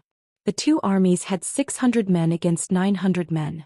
There were no longer any horses to ride, so they could only fight on foot. The black-clothed youth was stabbed in the chest. The assassin retreated after the successful attack and didn't even retrieve his sword. He didn't manage to pull out that sword during the fierce battle with Gong Pu afterward. The deputy mountain master of Bingbing Mountain's tendons and veins had long been severed, turning him into a boneless corpse. The youth touched his body and turned into a completely scarlet black tiger. He looked around and pulled out a blade from the abdomen of a dead cavalryman by his feet. The cavalryman was a dragon elephant cavalryman, and the blade was actually the northern cold blade. It could be seen how chaotic this bloody battle was. Zhou Xian chopped off Gong Pu's head and bent down to pick it up. He grabbed it by the hair and raised it high. The 900 Long Xiang army immediately roared together, "Fight to the death!" One of the captains saw that many of the cavalrymen were holding Beimang swords and said in a deep voice, "Change your swords." There were no horses, only 900 Bailiang sabers. The 600 Dongzhuo cavalrymen also changed their sabers at the same time. Dongzhuo wasn't a general who liked to personally charge and break through enemy lines, but now that the battle had reached this point, he had no choice but to fight. In his heart, he also wanted to personally chop down several dozen dragon elephant cavalry. No matter how much the Southern dynasty despised the fatty's character, they did not dare to deny Dongzhuo's talent as a commander. General Lu Gui even raised this stubborn young man who talked back from time to the height of Gu Jiantang and Qinjibao. He believed that Dongzhuo would continue to rise in the war between Beimang and the Liang dynasty, which was destined to be a great war, and become another military pillar of Beimang after Tuoba. With the green spring spear in hand, Dongzhuo took the lead and charged forward. He stared fixedly at the object in the bag that was gradually becoming an arrow at the end of its flight. Ren Tu's second son, Zhou Xian. Everyone knew that Dongzhuo was greedy for life and afraid of death, but this did not mean that Dongzhuo's battle strength was mediocre. This time for his son-in-law, Mount Tibing had paid a heavy price. The Penglai cauldron-carrying slaves took out more than half, the guest officials took out a third, and even the Beimang's #1 Vajra elder, Gong Pu, was moved out of the mountain. Such a group of death warriors actually couldn't exhaust the black-clothed youth to death. Moreover, there was also a Zhuyan chief assassin helping out. Dongzhuo had no choice but to accept. If it were any other Finger Xian realm expert, they would have to obediently die more than twice. Dongzhuo already knew that this was hugging his father-in-law's thigh. He made a scene and begged his father-in-law to personally take action. At this point, it was useless to think too much. Dongzhuo was also not the kind of person who could not let go of things. His bottom line was that he was willing to sacrifice another 1,000 cavalry lives to kill that Zhou Xian. Corpses strewn all over the field would impede the cavalry's attack speed. 600 Dongzhuo's infantry and cavalry only delayed the 900 Long Xiang army. They did not continue to fight. When the 2,000 cavalry approached, they quickly ran to the sides and left the battlefield, clearing a space for them to charge. The 2,000 cavalry rushed over the 900 reefs like a flood. It was similar to the autumn harvest of rice in the Central Plains. This kind of rude and unreasonable waiting for an exhausted enemy to arrive at a leisurely pace achieved a huge result. In one round they killed nearly 200 men of the Long Xiang army, and their side only lost 80 cavalry. Dongzhuo's green spring spear easily killed and wounded more than 10 extremely tired infantry and cavalry. Of the 80 casualties, half of them were torn apart by the black-clothed youth. Passing through the entire infantry formation, Dongzhuo turned his horse around and looked at the group of reefs that were riddled with holes but still stood firm. Even with Dongzhuo's cold-bloodedness, he still had an indescribable feeling. In the future, would his 60,000 men of the Dong family have to face this kind of Bailiang army head-on? Even if he became the only official with power in the imperial court, how many of them would be left? The Dong family army was a direct line of troops that he had spent 10 years to nurture. If one died, there would be one less, and it would be extremely difficult to fill the gap. He still had the confidence to fight against Gu Jiantang on the Eastern Front, But against the Bailiang cavalry, Dong Zhuo did not have much confidence. Dong Zhuo launched the second wave of attacks. Apart from this, he also sent out several hundred cavalry to take on the responsibility of circling around and hunting, not giving the remnants of the Long Xiang army any chance to catch their breath. The baby-faced soldier glanced at the familiar lieutenant beside him who had been stabbed by a northern barbarian's spear after killing 2 cavalry. He did not have a sad expression and clenched the Bailiang blade in his hand. The little flea was dead, the old sergeant who always liked to talk dirty was dead, and now the lieutenant was also dead. They were all dead. No matter what, it should be his turn. He grinned. After the second wave of attacks, another 300 men of the 600 Longxiang army had died. When Dong Zhuo was prepared to completely eliminate this group of stubborn Bailiang soldiers, it was actually not them who launched the first attack, but the black-clothed youth who began to run towards him. Was he trying to stall for time with his life? Dong Zhuo narrowed his eyes and clenched his teeth. If nothing unexpected happened, Li Gujuan should have already rushed over to clean up the battlefield. Yellow sand suddenly rose from the mouth of the gourd. Only white horses and white armor could be seen between heaven and earth. Dong Zhuo fiercely spat out a mouthful of saliva, staring and cursing, F***CKU Huang Songpu Lu Gu Yang Yinzan, these old bastards 18 generations of ancestors, tricked me into fighting to the death with the great snow dragon cavalry. Dong Zhuo roared without hesitation, Sergeant, get off your horse and give it to the infantry soldiers. Retreat. The general in white armor and silver spear rushed to the battlefield. He glanced at the 2,000 Dong Zhuo soldiers and did not pursue. He walked up to the black-clothed youth with a sword in his chest and said respectfully, This general Yuan Zuozong greets the general. The youth only tilted his head and asked, Where is my brother? Chapter 6:18. While retreating, Dong Zhuo's 2,000 roaming cavalry and 600 infantry pulled apart some distance, their connection clearly loose. After running for 3 li, Dong Zhuo let out a sigh. He pulled on the reins, the green spring spear slowly drawing out a gully in the yellow sand. When he turned around to look, it was quite regretful that the great snow dragon cavalry didn't take advantage of the situation to pursue and attack. Dong Zhuo pursed his lips. He removed his red tasseled helmet and placed it under his armpit, not minding revealing a bitter face to the officers and soldiers under his command. He sighed in despair. A direct subordinate officer who had dismounted to become an infantry followed the cavalry upstream with large strides, arriving under Dong Zhuo's horse. After 3 li he pretended to be defeated, running like a stray dog. When he stopped, he was actually calm and composed, his mouth full of vulgarities, nothing more than disdaining Bailiang's No. 1 cavalry for not having any guts. The officers and soldiers trained by Fatty Dong were generally all like this. Dong Zhuo placed the green spring spear on the shelf and put on his helmet. Let's go. That officer who followed behind Dong Zhuo's buttocks asked, General, are we really going to leave just like that? Are we not going to launch a counterattack? Dong Zhuo didn't reply to his subordinate's question. Since he didn't say anything, that officer also gave up on the idea of asking. This was precisely the tacit understanding between the Dong family army. Dong Zhuo was not only good at leading a small number of elite cavalry on long-distance raids, he was also extremely good at launching a counterattack.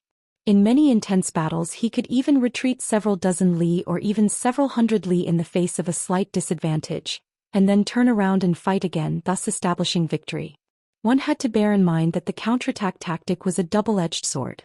If used well, there would be miraculous results, but if used poorly, one's cleverness would overturn one's cleverness. If false plays became true, then they would truly be routed 1,000 li, defeated like a landslide. It required a thorough understanding of both the morale of one's own side and the toughness of the enemy's strength. This type of calculation that could easily cost hundreds to thousands of lives was definitely not an armchair strategist.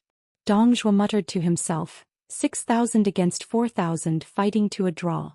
We've pretty much grasped the foundation of the Long Xiang army's strength. Wasu Honggu, and did not lose unjustly. The lieutenant chuckled and spoke without restraint. If the elders in the imperial court heard what the general said, they would say that we are shameless again. Dong Zhuo clenched his teeth and slightly lifted his buttocks. The eldest daughter-in-law of the royal family always teased him about the calluses on his buttocks, telling him to ride less. Dong Zhuo was an extremely intelligent person. Although it seemed to be a private conversation between the ladies in the boudoir, What he actually meant was that her husband should not get involved in the battle himself. After all, he was still young and had the status of being a relative of the emperor. He should take less risks to earn military merits. As long as he could endure his temper, he would eventually be able to climb to a high position. However, this time the reinforcement of Li Gu Maolong was in imminent danger. If he did not personally lead the troops, he would not be at ease. It would be a lie to say that he did not feel heartache after losing 6,000 of his personal soldiers to the Longxiang army. However, Dong Zhuo had always been cold-blooded and heartless in name and in reality. As long as he did not calculate the losses in his heart, he would be too lazy to deliberately pretend to be heartbroken. However, Dong Zhuo's 60,000 elite troops were not the cavalry, but the 12,000 infantrymen. If the latter had lost 6,000, Dong Zhuo would have long gone to the southern courts Huang Songpu and the other great generals to block the door and curse their mothers. After advancing for several li, they saw another 500 cavalry of the Dong family army. This elite troop silently merged into the army. Dong Zhuo had always been known for being crafty and cunning. He was not too fond of staking all his assets on a single throw of life and death business. The reason why he was able to succeed every time he used the return thrust was because every time he retreated, at least 1/6 of the total military strength of the hidden cavalry would be kept at full spirit and vigor, and would be used as the spearhead of the return thrust. In the Battle of Heluku, Dong Zhuo originally thought that since the Longxiang army dared to set up an ambush to attack the reinforcements, the general in charge of troop movement would not move out in full force. Therefore, at first he did not send the 8,000 cavalry into the battlefield. The facts proved that other than the fact that the Longxiang army did not have a backup plan, Dong Zhuo's other estimations did not have any flaws. If it was not for the appearance of the peerless fierce general who should be the white bear Yuan Zhuozong, Dong Zhuo would not only be able to take down the 4,000 Longxiang army, he would also be able to kill Rin Tu's second son in one fell swoop. Of course, Dong Zhuo was not afraid of the great snow dragon cavalry. If they really went all out together with the 500 cavalry behind them, they would be able to completely defeat Yuan Zhuozong. However, if they wanted to kill Yuan Zhuozong and Su Longxiang, it would be difficult. Dong Zhuo believed that he was a man who knew how to live his life. Managing the 60,000 Dong family army was like a petty man taking care of a small family. Since he could not kill the only target of this trip, Su Longxiang, killing a few hundred or even a few thousand Bailiang army would not affect the overall situation. Moreover, he would also have to cut off a few gene of flesh from his body. Dong Zhuo felt the pain and was unwilling to do so. The dead fatty had a long face and helplessly said, "After this trip, don't even think about using the excuse of paying a New Year's visit to my father-in-law to steal a goat. That's not all. I'm afraid that I won't be able to touch my little wife's hand for a month." Gong Pu, the guest, and the Penglai cauldron-carrying slave were all killed in the battle. Dong Zhuo did not feel guilty about watching them die for him. However, the layout of the future would be troublesome. After all, his father-in-law commanded Mount Tibing, which was no different from a military town. He was also famous for his shrewdness and ruthlessness. The captain asked cautiously, "General, we don't seem to be going to Maolong?" Dong Zhuo, who was angry, glared and said, "Are you in a hurry to reincarnate? Don't you see that the king of Bailiang's great snow dragon cavalry has appeared? Only 800 cavalry came. What about the rest? Aren't they going to Maolong? Otherwise, why would the 4,000 Longxiang army appear at the mouth of the calabash and wait for us to enter their crotch?" The captain scratched his head and secretly rolled his eyes. "My sister told you not to take the hot potato, but you didn't listen." Dong Zhuo squeezed out a bright smile and waved his hand. "Yellow Chui, come here, come here." The captain was horrified and slowed down his running speed. The general's call went in one ear and out the other. Dong Zhuo smiled and said, "Brother-in-law." The lieutenant obediently stepped forward, and as expected he received a solid kick.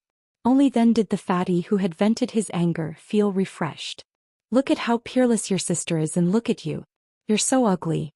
When I first met you, I told you that you're definitely not your parents' biological child. Maybe you were picked up."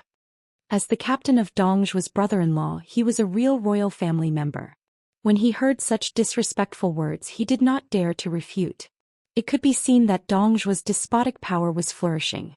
With a belly full of anger, he had such a rogue brother-in-law. It was really God's dose. Dong Zhuo suddenly restrained his relaxed expression. "If you have something to say it quickly." The captain, who would only be regarded as a rash person, ran near Dongzhu's warhorse and said, "It's not strange for the 10,000 Longxiang army to win against the Wazhu army that left the city without permission. However, the Longxiang army was able to appear at the mouth of the gorge without leaving the city. This is enough to show that there's a situation at the gentleman's mansion. Although our Beimang military towns are not as high and steep as the towns controlled by the Central Plains, the Dragon Elephant cavalry could not take down the gentleman's mansion. Using a cavalry that can't keep up with siege weapons to attack the city is really comical. This only shows that the Bailiang's infiltration of the Beimang border army is far beyond the Southern dynasty's imagination. Perhaps Honggu and was hot-headed and went out of the city to resist the enemy because there were spies causing mischief." Dongzhu didn't nod or shake his head. He continued to ask, "Then tell me. Look at the Longxiang army penetrating deep into the city alone. There were only 400 soldiers left at the mouth of the gorge. Adding on the injuries from before, there were less than 2,000 of the 10,000 Bailiang elites left. What was the point of paying such a high price?" The captain, who was often teased by Dongzhu as a golden branch and jade leaf, thought for a moment and said, "The Wazhu gentleman's mansion is near the 4 towns of Gugu, Maolong and Long. In the end, it is a military town that is easy to defend and easy to attack. Apart from the military strength, it doesn't have much value. Unless the Bailiang army is stupid, they would not leave soldiers to defend it and wait for the old generals of the southern dynasties to seek revenge. To tell the truth, I can't figure out what was fought in this battle. Was the king of Bailiang muddle-headed? Or was he in a hurry to send his second son to the Bailiang army as a general?" Chapter 619. Dongzhu kicked him, but his brother-in-law dodged quickly. The fat man laughed angrily and said, "After talking for so long, you still haven't gotten to the point. Your sister is right. You've been reading military books to death. You don't know how to explore things other than military books." The captain was used to his brother-in-law's beating and scolding as a sign of affection. He smiled shamelessly and said, "General is wise and powerful. Please help me to explain it clearly." Dongzhu smiled casually. At first, all the military towns near the border of northern Liang were quite conceited in terms of combat ability. They thought that they could fight the cavalry of northern Liang in a one-on-one battle openly without being at a disadvantage. Not only did the generals such as Hong Guan think so, but the survivors of the central plateaus, the old and the young, also wanted to go back home to pay homage to their ancestors, or to miss the rich and comfortable environment in the south. Therefore they secretly added fuel to the fire. When people gather firewood, the fire will burn brightly. First, the southern army looked down on the Bailiang army. Then the entire southern imperial court became impetuous. It was inevitable that it affected the northern imperial court and Her Majesty's mentality. More or less, Her Majesty hurriedly attacked Bailiang because she felt that she could conquer Bailiang in one fell swoop. The captain hesitated for a moment and said, "Then let's fight. Since the Bailiang army can cause chaos in Longyao province with only the Longxiang army, we can obviously fight to the death. Our southern imperial court is so arrogant. If we really fight, we will definitely be at a disadvantage. Why did the Bailiang send troops at this time? Could it be that I was right? Is the king of Bailiang really muddle-headed? Now that this battle has started, Longyao province is almost powerless to fight back. The Empress is so proud of the Suiwu fortress network that she created for the courier route has been smashed into a sieve. In the end, when the battle really started, we realized that we have encountered the ancestor of the courier route system, the king of Bailiang. There is no way we can play. In this way, our northern Mang will be even more cautious in the way we deploy our troops. If we spend a few more years to truly calm our hearts and not play any fancy tricks, instead earnestly building practical beacon and fire relay routes, wouldn't the northern Liang army have no hope of advancing north and withdraw south in peace?" Dongzhu slowly spat out 2 words, "Time." The lieutenant was stunned for a moment and asked in confusion, "What?" Dongzhu stroked the body of the green spring spear on the side of the saddle and said softly, "Su Shao, this old and mighty king of Bailiang Mountain is waiting for the Bailiang heir apparent to have enough strength to pass away and take over the Bailiang army. However, in order to ensure that the young heir would not be at a disadvantage in the battle with Qin Jibao, Su Shao would have to exert himself for nothing. No matter what he did, it would be wrong. Secondly, Qin Jibao has a great innate advantage accumulated in the spring and autumn war. Thus, Su Shao has to slowly freeze Qin Jibao in these few years to buy time for his eldest son. If Beimang went south too quickly, even if he hurriedly helped the heir onto the throne, the Beiliang army would still lean toward Qinjibao. In the end, probably only the great snow dragon riders Long Xiang and Wei Xiong would remain under the Su banner. Speaking of which, in order to beat Beimang, using his second son to lead the Long Xiang army was the king of Beiliang's only choice. Not only could he pave the way for his two sons, he could also justify himself on the mountain behind Qinjibao. This time he sent troops to Beimang and didn't use your direct subordinates to fill the hole. In the end, Su Zhao's table manners are very good. There is no reason for the Beiliang army to criticize him. Dong Zhuo muttered to himself, if it were me, I would do the same. Even if the entire Long Xiang army was wiped out, I wouldn't feel any heartache. Being a general and being a commander, feeling heartache is not the same. Besides, the Long Xiang army still has 2,000 soldiers left. After the war, when they are reorganized, they can casually pull out 8,000 strong cavalry. The strength of the Long Xiang army won't be reduced by too much. Even if I use my butt to step on it, I know that these 8,000 soldiers are definitely some or a few of the people who will remain neutral when the king of Beiliang changes. They are the old elite soldiers in their hands. In this way, it is equivalent to the new king of Beiliang and Qinjibao secretly changing sides. This kind of style is an open scheme that can't be read in military books. The lieutenant was stunned and muttered, that butcher has planned so far ahead. Dong Zhuo said with a smile.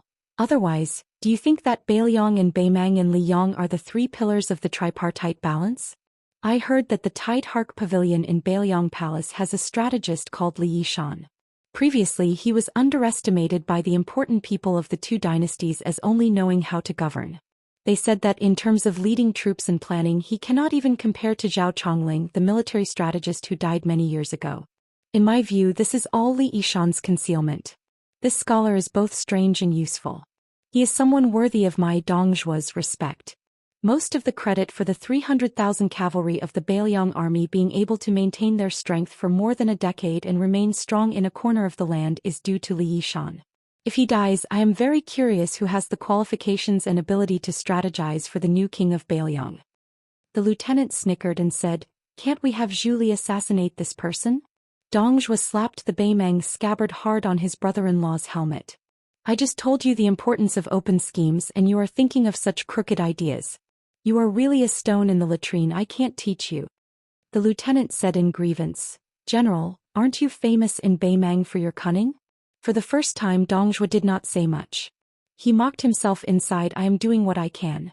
The lieutenant could not stand his brother-in-law's silence and asked curiously, General, do you think that butcher's second son will die after being stabbed in the heart? That person has the title of heart stealer in Zhu Li. Fatty Dong thought of the sword of the chief assassin of Zhu Li and said regretfully, the style of that sword is terrible, but it is not enough to kill Su Longxiang. On the battlefield at the mouth of the gourd, White Bear Yuan Zuozong looked at the sword in Su Longxiang's chest and was furious. He was one of the top 3 generals in the army of the Liang dynasty. He knew the fierceness of this sword and could not pull it out. The sword was stabbed in the heart at first, but because of Su Longxiang's qi, it slid to the left side of his chest and stabbed in. Not only did the tip of the sword penetrate his chest, but when the sword left his hand, it was like a rootless willow branch that could be casually used as a shade. The sword aura grew luxuriantly in the black-clothed youth's body and continued to flourish. Even with Su Longxiang's physique, the blood in his chest only showed signs of stopping. Although Yuan Zuozong was furious, he was good at maintaining his composure.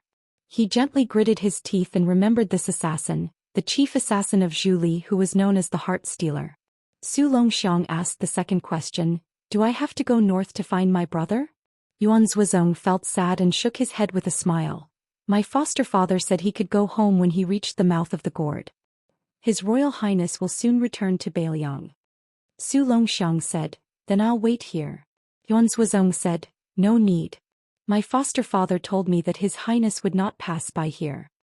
Yuan Zuozong thought he could not persuade the young prince who was born with closed apertures. He did not expect that the young man in black only thought for a moment and nodded.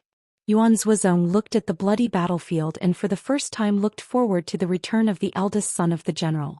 Only then did he remember that Su Fingyan had actually gone out to travel 3 times. On the post-house road in Beiliang, willows rustled. A scholar was holding a little girl's hand. They had no horse to ride on, let alone hire a carriage. However, they were not in a hurry. The willows on the post-house road were thick and strong. They could withstand the sun while walking in the shade of the trees. They depended on each other for survival. They were happy for more than a year. They were born with a hard life and were not afraid of hardship. Brother Chen, are we going to see young Master Su? Not necessarily. I have to travel all over Bailiang to know if I miss him or not. Of course, I don't know if he will see me or not. After all, he is the hereditary crown prince of Bailiang. He is not an ordinary person. Young Master Su is a good man. He helped me pick up money in the wishing pond. Later, he gave us a watermelon and stir-fried it with its skin. Brother Chen, didn't you say it was delicious? Good people can do bad things and bad people can do good things. It's hard to say. The little girl didn't understand either. She just smiled and said, "Oh." The scholar saw that no one was around. He secretly broke off a long willow branch and weaved it into a garland to put on the little girl's head. He once said that he would die as a civil official. He once gave General Su Gong the 6 matters of submission. He once shocked the world in Gongnamdu Baogua Temple's Tushui Tanwang Ba. This was the poor scholar Chen Liangxi who had taken the little beggar to travel the north and south of the river. Back then, when Zhao Chongling saw the butcher Su Xiao for the first time, he took 600 servant girls and family servants with him. In Talently Ishan was alone and he was also in dire straits. Chapter 620. The second chapter is around 12 o'clock. There is a third chapter before dawn. More than 50 camels formed a line and moved forward with difficulty on the Gobi Desert. The members of the caravan wore silk masks and most of them were leading the camels. Only a slender figure was riding on a young camel. The person leading the camel was an old but still burly man. His attire was simple and refreshing. He was obviously the leader of the caravan. A large water sack made of lamb's skin was hanging on his waist. The person riding on the delicate soft saddle between the 2 camels always had some kind of question. Most of them were bold and unrestrained. Even the experienced old man was caught off guard and did not know how to answer. Along the way they actually encountered 2 mirages that were hard to come by in a lifetime. Both mirages were rare scenes of an isolated island on the sea. Perhaps only the legendary hovering mountain of the Daoist sect could be comparable. The person riding the camel asked about the origin and authenticity of the mirages.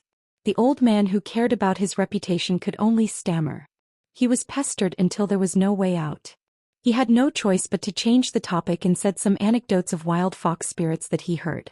The person riding the camel said softly, "Grandpa Hong, will we reach the big city in the north after crossing the Gobi Desert?"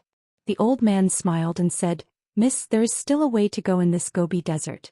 Remember the flaming mountain last time? It looked close but it took us half a day to walk. The ancients said that a mountain would run a horse to death." The person on the camel back was actually a woman. She reached out and removed some of the silk scarves that blocked the yellow sand from entering her mouth. A pair of watery eyes that made people feel refreshed was revealed. She asked curiously, "Grandpa Hong, we don't have much water. Why did you give that scholar a sack of water? He said that he would give you money but you didn't accept it." The sturdy old man with the surname Hong said softly, "When you're outside it's always a good thing to be able to form good karma, no matter how big or small. Back then when I was in trouble in the desert, it was Mrs. Grandfather who helped me. Otherwise Hong Bai would be a skeleton under the yellow sand today. Besides, we don't have many water sacks with us. If we are really in trouble we can still kill the camel to get water. At most we will have 1 less camel's goods. Money is dead after all. Can't be compared to living people." The woman nodded and smiled. The old man praised sincerely, "Miss has a bodhisattva's heart since young. Good people will be rewarded. In the future she will definitely be able to find a good match for her." This time the woman who had snuck into the camel caravan asked again, "Grandpa Hong, I've read those novels about scholars and beauties that were printed in Jiangnan. Young ladies from noble families all fall in love with down-and-out scholars at first sight.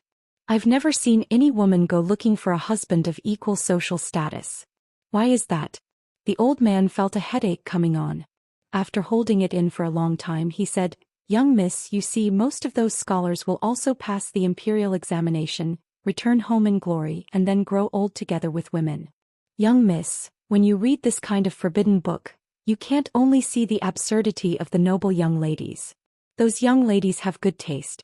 Tens of thousands of scholars go to the capital to take the imperial examination, like carps jumping over the dragon's gate, but only a few can jump over the dragon's gate, yet they have taken a fancy to them.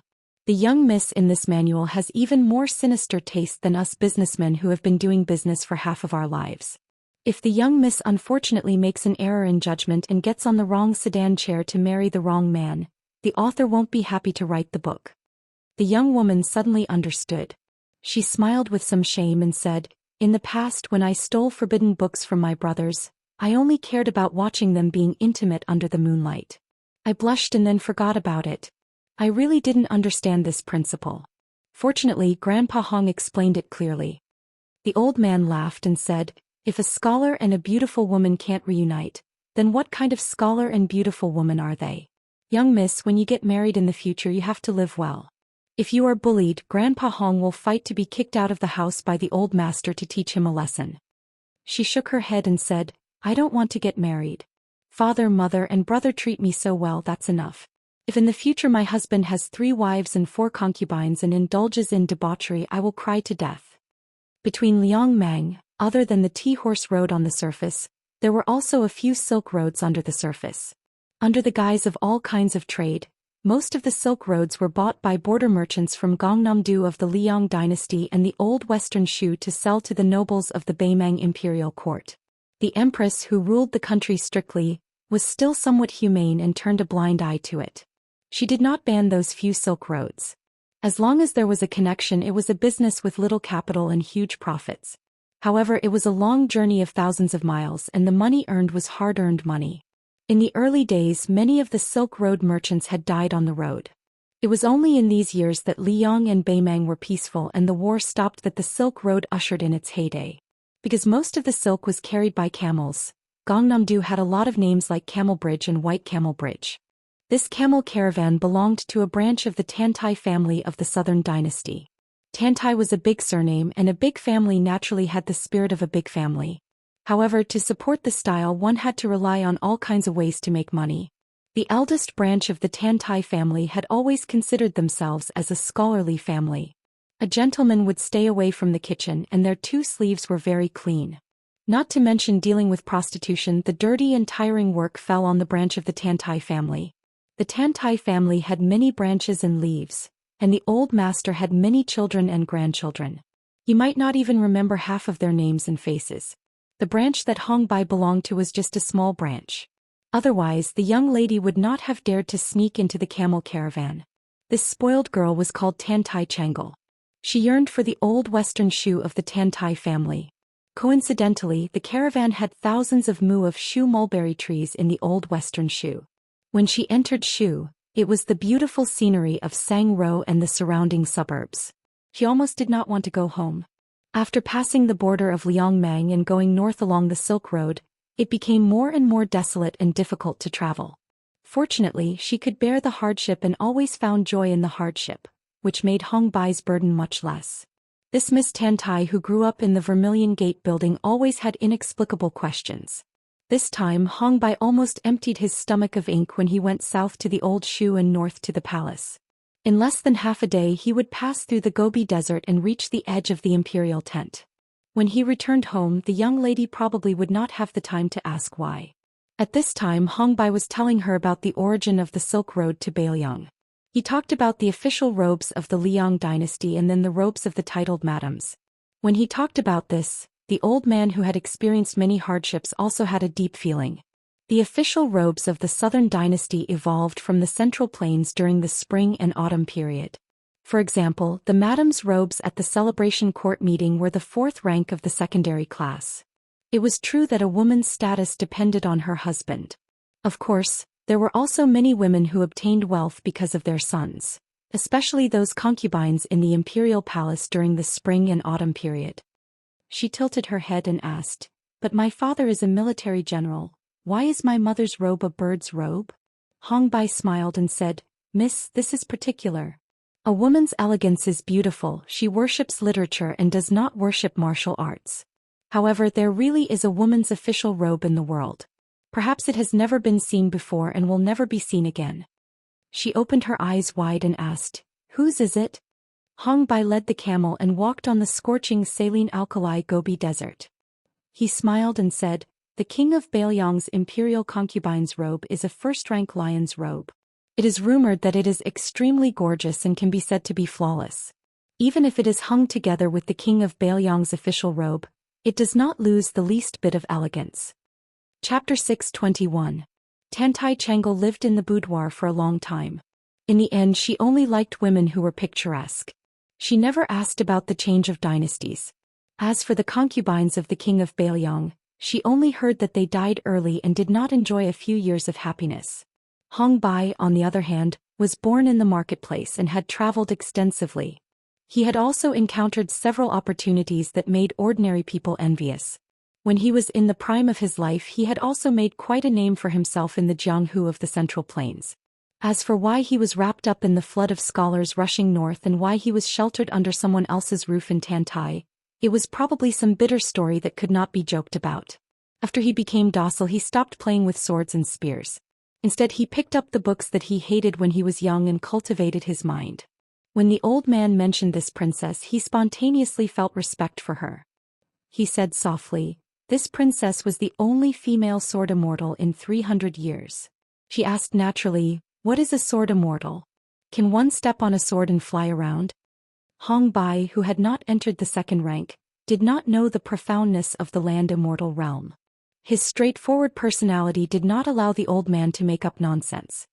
He could only say embarrassedly, "Probably." She turned her head and covered her mouth to laugh. She was being kind and did not expose him. Hong Bai was a clever person. He blushed. Tantai Changle stopped smiling and asked, "Does our southern dynasty have any sword immortals?" Hong Bai shook his head and said, "I heard that there are more in the Liang dynasty. In the path of the sword, I have to admit that the swordsmen of the Central Plains have been more outstanding since ancient times. In the past there was Li Chungang, the outstanding Jianghu talent of my generation. Now there is the peach blossom sword god Dong Tai. I think that in the future there will be people from Liang. Beimang will not be the champion of the sword." The woman said with a fascinated expression, "Sword immortals, I really want to see them with my own eyes." Hong Bai could not refute her openly. He only laughed softly and said, "One sword can easily break a river or shake a mountain and destroy a city. It is better for us ordinary people not to see them." A strange phenomenon suddenly appeared between heaven and earth. It was as if the temperamental god had been enraged and had suddenly become irritable. Those who had to beg for food from God, such as tenant farmers or shepherds, were most afraid of this. Tantai Changle didn't know the severity of the situation, but Hong Bai's face was already pale and dispirited. The old merchants in the caravan who walked the Silk Road all year round were the same. Tantai Changle looked up and saw that the line between heaven and earth was like black smoke, covering the sky and the sun. At noon, the sky gradually darkened like dusk. Walking in the thousands of miles of yellow sand, one was afraid of land dragons and water, and another was afraid of this kind of sandstorm. The former was relatively rare, while the latter usually occurred in spring. Now that summer had turned to autumn, how could such a terrible disaster happen for no reason? The key was that the sandstorm this time was particularly fierce. Looking at the terrifying momentum of the wind and sand in the distance, Hong Bai did not expect to encounter such a scale of sandstorm in the Gobi Desert. He made a prompt decision. The caravan had nowhere to retreat in the Gobi Desert, so he ordered the caravan to start killing the camels, skinning them and removing the internal organs. A camel's skeleton was freed for the Tantai caravan to enter. More than 50 camels gathered in a pile and covered the gaps with camel's skin. Perhaps they could escape this disaster. Usually they could hide near the kneeling camels in a small sandstorm, but today they did not dare to be careless in this huge sandstorm. Fortunately, the camels' skeletons were large enough to squeeze 2 people. As for whether they could escape the sandstorm or not, it was up to fate. Hearing that they had to kill the camel to avoid the wind, the woman could not bear to part with the white camel she was riding. Her eyes were red from crying, and she was unwilling to take out her knife to kill and skin the camel. Hong Bai and the nimble members of the caravan did not care about the valuable goods. They quickly killed the camels that depended on each other and hurriedly removed the internal organs and stomach pouches. The sandstorm was close at hand. When they looked up, they could already see a black sand column as tall as a city wall coming from the northwest. It rolled up countless sand and stones, and the whistling sound was like thunder. Looking back, he saw that the miss was still looking at the white camel. The old man was so anxious that his eyes turned red. He did not care whether the miss would hold a grudge against him or not. He raised his knife and wanted to kill the camel for her. Just as the old man said, the goods carried by the caravan were valuable, but human lives were even more valuable. The caravan members were all elites of the Tantai silk trade. If anyone died, it would be a loss that the family could not make up for in a short time. Not to mention, Tantai Changel was the old master's most doted granddaughter. Even the old master liked her. If she died in the sandstorm, Hong Bai would not have the face to go back alive. Hong Bai shouted loudly, "Miss, you can't delay any longer." Her face was full of grievances. Her eyes were red and swollen from crying. She looked very pitiful. Hong Bai sighed in his heart. He raised his knife and walked towards the most beautiful white camel in the caravan. Tantai Changel turned her head. Although she could not bear it, she was not so insensible as to stop him. When she turned her head, she suddenly widened her bright eyes. She saw a scholar in a black robe with white undershirt floating towards her. She thought she was seeing things and blinked hard. In the blink of an eye, he brushed past her and came to Hong Bai's side. He pressed on the old man's arm. Hong Bai looked up with a blank face. The scholar who had borrowed a bag of water from the caravan shook his head, as if indicating that Hong Bai did not need to use the knife. When Hong Bai was hesitating, the scholar who had traveled for many years did not know what was good for him and continued to move forward. He floated for 5 or 6 feet in a flash. Tantai Changel was stunned. Wasn't he the scholar who did not have the strength to truss up a chicken? When she saw him pay for the water, she laughed in her heart that he did not know the dangers of traveling and dared to travel alone in the desert. At that time she had a woman's thoughts that no one knew about. She only thought that such a handsome scholar like him should stay in a dilapidated ancient temple in the wilderness to study at night. Perhaps there would even be a fox immortal who would recommend herself to sleep with him. Fortunately, her face was covered with a silk scarf at that time, so no one saw her cheeks blushing. The scholar moved forward alone. He was only about 3 miles away from the black wall. A sword was unsheathed from the book chest. A red robe appeared out of nowhere and appeared next to the scholar. It was Su Fingnian. Other than the spring and autumn sword floating in the air half a mile away, the scholar also took out 12 flying swords, which spun rapidly around him and the red-robed otherworldly item. A large circular sword formation appeared out of thin air. The sword formation was made of black silk. The 12 flying swords were forged from time to time. Naturally, half of them were Yin swords. However, the morning dew golden thread and the other swords were Yang swords. If he wanted to form the formation as he wished, he had to borrow the otherworldly item's strength. The merchant only heard one word from the scholar. It was like a Daoist immortal speaking the truth, like a Buddhist chanting. Rise. Wherever the torrent reached, it was blocked by the sword formation. Only the front part of the sword formation was forced to rise. It was as if there was a black rainbow hanging in the air above everyone's head. It drew an arc in the air and then fell a few miles behind everyone. The Tantai camel caravan was completely in the middle of this strange phenomenon. Hong Bai was shocked beyond words. He could actually see with his own eyes that a swordsman could use human strength to fight against the heavens. After the time it takes to burn a stick of incense, the black rainbow and the sand moved back together. The place where everyone was at returned to normal. The scholar carrying the book was nowhere to be seen. The merchant caravan who had survived the disaster looked at each other in dismay. The woman looked forward in a daze. In Hong Bai's eyes, he vaguely remembered that in the Jianghu 50 years ago, there were also many women who looked at the sword-wielding green robe in a daze. When the sword was unsheathed, there was no injustice in the world. Hong Bai sighed softly. He's really likely Chun Gang. Chapter 622. 2 chapters are already 8,000 words. The next chapter is before 4 a.m. At dusk, Su Fingyan finally arrived at the source of the weak water at the border of Aquarius State. It was a verdant oasis, like a green pearl embedded in a yellow sand disk. It was a delightful sight. Su Fingyan washed his face by the green river at the edge of the oasis. The otherworldly item in the red robe was playing in the water like a koi. Before leaving Bailiang, he was informed that this place was heavily guarded. Not only was there a troop of 600 imperial cavalry stationed here, there were also many catchers and butterfly catchers under Shadow Prime Minister Li Mibi. They interweaved into a large spider web, led by a top assassin swordsman.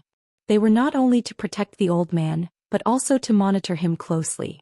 Whether it was the route he took to enjoy the scenery or the dishes he ate, everything had to be reported to his masterly Mibi. In addition to the old man's own forces, the two sides confronted each other and cooperated to resist the endless revenge assassination. However, in Su Fengyan's opinion, it was inconsistent with the information he received.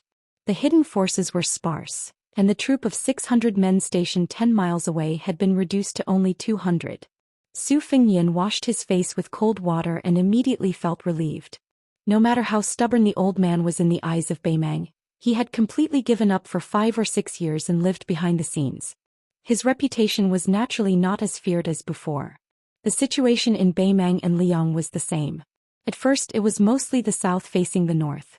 If it was said that the king of the southern court Huang Songpu had made a good start as a general in the southern court, there was actually someone who had occupied a high position in the northern court as a remnant of the spring and autumn period. He could be said to be second only to one and above all. Back then, every time the empress went on a hunt and had a discussion with the officials, only this person could make the unruly nobles willingly submit to her. It could be said that it was this old man's credit that Beimang was able to smoothly implement the scholarly rule. The purpose of Su Fengyan's trip was to meet this old man who was regarded as the pillar of Beimang by the empress. Who would believe that the crown prince of Beimang, who was destined to be irreconcilable with the Bailiang, would walk thousands of miles just to throw himself into a trap? Su Fengyan chose this secluded spot near the water and was not in a hurry to enter the interior of the oasis. It was obvious that this was a Chimendunjia formation. If he stepped in carelessly, he might be arrested as an assassin. Su Fengyan waited until dusk, but the otherworldly item in the red robe was still indifferent, as if it had nothing to worry about. Su Fengyan held his breath like an old monk in meditation. He remembered the camel-riding woman he met in the Gobi Desert half a year ago. He did not need to look at her face to know that she was a dragon lady. Otherwise, with Su Fengyan's current cultivation, he would not have shown himself to borrow water. As for the help he gave later, he did not think too much about it. It was nothing more than the kindness of the water, and he would repay it with a gushing spring. According to ancient books, every time this kind of mirage woman entered the ocean or the desert, a mirage would appear. The only difference was that she was a sea serpent or a sand serpent. The sea serpent belonged to the flood dragon, and its breath could form a building. It was different from Gonggong Dan's innate divine strength, and it was also different from Phoenix concubine Xiang, who was the mother of the world. Since ancient times, the Mirage Woman had been regarded as the key to finding the immortal mountain by the emperors who were seeking immortality. However, this illusion could not appear for no reason. After all, it had to have something to rely on. In previous dynasties, when the emperors sent necromancers out to sea to find the immortal mountain, there must be a dragon lady in the team. However, it was not known whether the dragon lady would become the key to becoming the emperor in the future. Su Fengyan was indifferent to it. It was not something that he, a prince whose position was in danger, could decide. How many people in the world could be as straightforward as the old man in the sheepskin fur coat when he was young? Most of the martial artists in Jianghu believed in the principle of observing more and doing less after suffering losses. One was Su Shao, who was famous in Jianghu, and the other was the Empress of Beimang, who was his lackey. They easily made all the Jianghu people in the two Jianghu helpless. Su Fengyan suddenly opened his eyes and looked at the small path by the water. At the end of the path there was an old man and a young boy coming together. The young boy had rosy lips and white teeth. He came riding a bamboo horse, looking naive and cute. He used a bamboo pole as his hip to dismount the horse and called out softly. The child was wearing a wide-sleeved Daoist robe. He looked natural, making people forget the vulgarity when they saw him. The old man beside the child had white hair and a beard. He was tall and had a scholar's head and a green robe. He had a natural air of elegance. The old man held the young boy's bamboo horse in one hand and two scriptures in the other. When he saw Su Fengyan, who did not hide his whereabouts, he did not seem surprised. He let go of the young boy's hand and waved at Su Fengyan with a smile as if they were old friends who had not seen each other for a long time. Su Fengyan did not hide because he guessed the old man's identity. The former most powerful minister in Beimang's royal court, Su Huainan, was born in Liaodong. After careful consideration, he was actually a distant relative who was 1 generation older than Su Xiao. However, this kind of relationship was so distant that it could be ignored. Su Huainan had already arrived in Beimang before the scholars fled to the north. He became the chief strategist and meritorious official of the Murong clan's empress who usurped the throne. He was very knowledgeable and devoted all his life's learning to the Beimang court. When Liang first settled down, it attacked Beimang with great momentum. It was he who urged the empress, who had yet to sit firmly on the dragon throne, to go south and personally lead the troops. That was how the world was divided into the north and the south today. Liang's second expedition to the north was also because he, who had already retired from his post, came out of his thatched cottage and formulated a strategy that allowed the upstart Tuoba to defeat Liang's 3 fronts. He had been living in seclusion by the Ruoshui all these years. Nominally, he was a double-faced spy who sold military intelligence to both his left and right hands, which angered the empress. He had no choice but to resign from his post and leave the royal court. In reality, he was fully deserving of his title as a meritorious elder. Su Huainan's attitude towards the Murong clan differed greatly from the empress's and was disheartened. The so-called spy case that shocked the imperial court was just a way for both sides to take a step back. Looking at this old man who had once climbed to the top step by step and then slowly walked down the stairs, Su Fengyan couldn't help but have mixed feelings. The person in front of him was a powerful official who could be compared with Su Xiao in terms of fame and achievements. Su Fengyan respectfully bowed with his hands folded in front. The old man, who was in high spirits, walked closer and helped the Su family's descendant who had risked his life to stand up. After scrutinizing him for a while, he smiled with gratification and said, "This old man never thought that it would be you who would come to visit me. I even thought that it might be Su Xiao who came to visit me personally. This is really a big surprise. You're indeed a member of the Su family. I've said it a long time ago, souls without courage and insight wouldn't dare to enter the womb of the Su family's daughter-in-law." Chapter 623. Su Fengyan smiled bitterly. Su Huainan touched the head of the young boy beside him and looked at the rippling river. He said softly, "Don't worry, there is a big movement at the border of Liangmang. I took away a very important Zhuang swordsman because I guessed that you would come, so I took the opportunity to transfer away most of the imperial cavalry. This place looks the most dangerous, but it is also the safest." During the Qingming festival, he killed Tao Qianji in the city of Lingqing. Later on, he had a fight with Tuoba Chun's son, making that little general who did not know the immensity of heaven and earth suffer in silence. Along the way, he conveniently killed the heart-sucking devil Xieling. In the city of Dunhuang, he attracted Deng Tea to draw his sword. It seems that he even had a grudge with the princess tomb on the other side of the Yellow River. "Young man, you have really opened this old man's eyes. At that time I said that as long as you can reach Ruoshui alive, I will meet you no matter what. Come, let's sit down and talk." Su Huainan and Su Fengyan sat on the grass beside the river. The naive child suddenly became angry. He lifted his bamboo horse and was about to chop it into the water. The strong qi made Su Fengyan suffocate for a moment. The red-robed otherworldly item jumped out of the water and also looked like it was about to overturn the river and the sea. Fortunately, Su Huainan held onto the green bamboo pole and shook his head. Only then did the child withdraw his qi and return to his naive and innocent expression. Seeing Su Fengyan's strange expression, the old man revealed some heavenly secrets. However, he did not reveal too much and smiled warmly. "I can't tell if it is the supreme supernatural power of Taoism's I Chi San Qing or the obscure method of severing 3 corpses on 10 continents. However, the one beside me must be a poor child. In these few years the cottage has been deserted.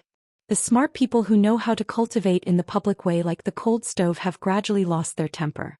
Fortunately, I have this child to accompany me so I don't feel old and boring." To the orthodox Taoism, the golden elixir of dragon and tiger had always been regarded as the only right way to achieve immortality. Talisman and external elixir were unorthodox, not to mention severing 3 corpses, a heretical method that was not recorded in any ancient books. Furthermore, Su Fengyan was not in the mood to get to the bottom of this small matter. It was only a little Daoist child, yet he was able to make the otherworldly item full of yin qi feel as if it was facing a great enemy. Wasn't Beimang too full of hidden dragons and crouching tigers? If it was a year ago, I would have followed the agreement and helped Su Xiao plan the Mang annexation for Beiliang. After all, I can't be said to be loyal to the imperial court, nor do I have the hobby of being a minister under a woman's skirt. The reason why I became a dog who left his hometown and sold his country and worked hard for the empress was only because I held a grudge against the spring and autumn period in Liang. Since that was the case, I was happy to see Liang Mang make waves. This is more interesting than replaying a chess game. Of course, I am the same as Su Xiao, famous for being a terrible chess player. However, the Taiping decree of the Chess and Sword Music School is a genuine national player both on and off the chessboard. He traveled around Liang for more than 10 years and figured out the situation. This time when he returned to the palace, he found the right remedy for the problem and played a big game. Black and white determined the universe, including Beimang, Liang and Beiliang. My position as strategist was naturally replaced by this new imperial preceptor. All these years I waited for the right price to sell and became a big joke. Su Fingyan, since the imperial court no longer has a place for me to use, what can I do even if I thicken my face and come back? Su Fingyan was silent. Su Huainan, who had a self-deprecating tone, didn't look at the young heir who had traveled over mountains and rivers to come here. Are you very disappointed? Su Fingyan nodded and said, if I say I'm not disappointed, I don't believe it myself. Su Huainan really did not beat around the bush. He slowly said, when I was born, my family was naturally filled with riches and honor. After I die, my entire family is destined to be executed in less than 10 years.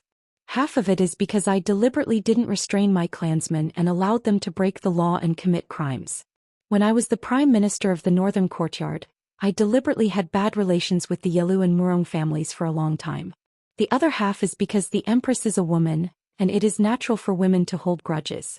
Before she dies, she is fated to settle old debts with me. Even if she does not make things difficult for me, the next emperor of Beimang will make an example of my descendants. I think I have done right by my clansmen. For more than 30 years I was like the sun in the sky, a glory and wealth that ordinary people cannot enjoy in several lifetimes. Only one person cannot die, or rather cannot die so early. This is my compensation to Su Xiao for breaking my promise. Su Fingyan looked up in puzzlement. Su Huainan laughed softly and said, back then Su Xiao had Zhao Chongling and Li Yishan as his left and right arms. I am not an immortal and cannot give to the two of them. I can only give to you, the future king of Beiliang, one of them. If you trust him, then use him without worry. He was originally going to die of exhaustion before 40. The old man pointed at his head. I have taught this unremarkable concubine's grandson all the schemes and plots I have learned from reading history. Without needing Su Fingyan to ask, the old man smiled and said, he is already on his way to Beiliang. You will meet when you should. Su Fingyan was about to stand and give his thanks when the old man waved his hand and stopped him. I owe you and your father. This old man was able to rise up in Beimang without Su Zhao's help. Su Huainan suddenly smiled and said, I remember when I left home in my youth, my original intention was to become a Confucian scholar. After traveling tens of thousands of miles, I would read tens of thousands of books. It would be good if I could be a commentator. Who would have thought that I would reach this step today? Su Fingyan was speechless. Su Huainan patted Su Fingyan's shoulder and said amiably, in the future the world will be decided by you youngsters. After sighing, the old man asked, I heard that you have a good grasp of the sword and the blade. Do you have a Beiliang blade? I would like to take a look. Su Fingyan shook his head and said, it's not good to bring a Beiliang blade to Beimang. I only have a spring thunder dagger. The old man slapped his forehead and said with a smile, I'm old and muddle-headed. There's no harm in a dagger. Su Fingyan took out the spring thunder dagger from his case. Su Huainan placed it on his knees and stared at it for a long time. This old man has no joy to speak of in life. He has no fear of death. The reason why he is patient and not dying is because he wants to give that grandson of his a future, and also because he has one less reason to die in peace. Since this old man owes Su Xiao, he can no longer owe you. Moreover, this old man has also thought of a method that will not let anyone down. Su Huainan took out the spring thunder dagger and handed it to Su Fingyan. The smile on his weathered face was incomparably open-minded. Come. Cut off Su Huainan's head, put it in a bag and return to Beiliang to be the king of Beiliang. Chapter 624. 3 chapters of 12,000 words have been uploaded. It could not be said that they had come in high spirits, but it was also hard to say that they had returned in disappointment. Su Fengyan was still dressed as a traveler with a backpack on his back. The red-robed otherworldly item was still moving stealthily, but it now had an additional head that had died with a smile on its face. After traveling for 300 li, they saw 2 horses galloping toward the hut by the Ruoshui River. One of the men riding on the horse was handsome. He had the body of a northerner and the face of a southerner. When he saw Su Fengyan, his face immediately turned pale. He got off the horse and staggered towards Su Fengyan. He knelt on the ground and covered his heart with his hands. He clenched his teeth and choked with sobs. Su Fengyan was well aware of this, but he did not try to comfort him. With a cold face, he looked down at the son of a concubine whom Su Huainan had high hopes for. Such a cold and gloomy first meeting was really a killjoy. There was not the slightest bit of the atmosphere that was described in the history books where virtuous monarchs and famous ministers would regret not meeting each other earlier. The other horse was ridden by a young man who looked like a boy attendant. When he saw that his master was in such a daze, he also became extremely hostile towards Su Fengyan. The man had already turned 20 years old, but he was not yet 30. After losing his self-control for a moment, he restrained his expression and waved away the boy attendant's arm that was trying to support him. He stood up and asked the boy attendant to give him a horse. The master and the servant rode on the same horse. The 3 of them tacitly went to the south together. Along the way they passed through the passes of various cities. The gentleman could hold hands and chat with the officers along the way, but he rarely called them brothers. After passing through half of the southern end of the Aquarius state, they went around the imperial court and were about to enter the Golden Toad state. They stopped at an inn in a small town on the border to rest. The 2 sides who were watching coldly from the sidelines finally had an open and honest conversation. The inn's business was poor. The large courtyard was only occupied by the 3 of them. The night was as cold as water. The boy attendant named Wang Mingxi squatted on the stone steps at the entrance of the courtyard and sighed at the stars in the sky. In the courtyard, there was a wooden table with a missing corner and a few broken bamboo chairs that would creak when one sat down. Su Beiji did not drink alcohol, but when he checked in he specially bought a pot of wine from the inn. At this moment he placed the pot in front of Su Fengyan, who was sitting opposite him. Watching him pour the wine into the porcelain cup, Su Beiji said calmly, "It is said that drinking muddy wine brings happiness. It seems that you and I are not fated to meet." Su Fengyan said calmly, "This name was given by your grandfather himself?" Su Beiji twitched the corner of his mouth. "It wasn't called this at first. When I was 6 years old I was studying in the Su family's private school. Grandfather happened to pass by the window and called me in front of him. After a question and answer he changed it to Beiji. Oranges are orange in the south and oranges in the north. In the past I didn't know the meaning behind grandfather's name. Only now do I know that he wanted me to move south and change from oranges to oranges. Grandfather put in a lot of effort, and as his grandson I can't let him down. I changed my name for 3 years. After I was 9 years old I followed grandfather to study and copy history books. My relationship with my parents was indifferent. Perhaps His Royal Highness doesn't know, but grandfather has been paying attention to you for many years. Especially from the time the King of Bailiang refused to let you enter the capital to the 2 times you traveled. Grandfather spent a lot of manpower and resources to intercept first-hand information. I dare say that he was the first person in Beimang to guess your identity." At this point, Su Beiji's gaze turned towards the room where Su Fengyan was. The 5 fingers of the hand resting on his knee trembled. The hand on the table didn't seem to have any abnormalities. Su Beiji retracted his gaze after a moment. His tone was calm. "Grandfather has had a knot in his heart all these years. The one who tied the bell must untie it. Naturally, the knot must be untied by the person who tied it. Compared to the King of Bailiang, heir apparent personally going to Beimang is even more inconceivable. To tell you the truth, I once suggested that grandfather kill you before you even get close to Ruoshui. Since it's a dead knot, let's end it with one side dying." Su Fengyan smiled and downed the wine in his cup in one gulp. Su Beiji finally revealed a desolate expression. He lowered his head to look at the empty table in front of him. "I just didn't expect that the dead knot would be replaced by his death. Grandfather said that even if he met you, there was a 50-50 chance of who would live and who would die." Su Fengyan lowered his head to drink his second cup of wine. He furrowed his brows without leaving a trace. Su Beiji pursed his lips and stared at Su Fengyan, who was slowly drinking his wine. He went straight to the point, almost interrogating him. Since you don't want to be the emperor, why did you come to Beimang? Why did you come to see my grandfather who didn't care about worldly affairs for many years? Which vassal king's legitimate eldest son is as crazy as you? So what if you handed over Beiliang's military power to Qin Jibao? Su Fengyan glanced at him. He picked up an empty cup, poured a cup of wine and slowly pushed it to the table. Su Beiji shook his head and didn't raise his cup. His expression paused and there was a faint sob in his voice. He muttered to himself, "Yes, I don't drink, so I don't know the taste of wine." Su Fengyan then said, "This is my second trip back to Beiliang.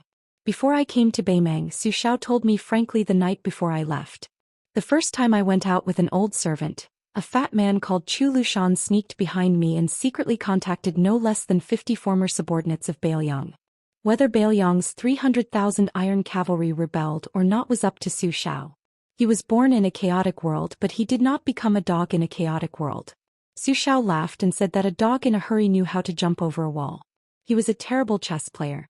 If he was really dragged by the emperor to play chess, if he lost on the chessboard, at most he would flip over the chessboard and see who would be more hostile. The second time I openly traveled Jianghu, I only saw the tip of the iceberg of Beiliang's hidden power. Afterwards, Su Xiao said that Qin Jibao couldn't afford this. When the 6 kingdoms of spring and autumn were conquered, Su Xiao was conferred the title of King of Beiliang. Qin Jibao could have gone to Nanjiang and established his own family.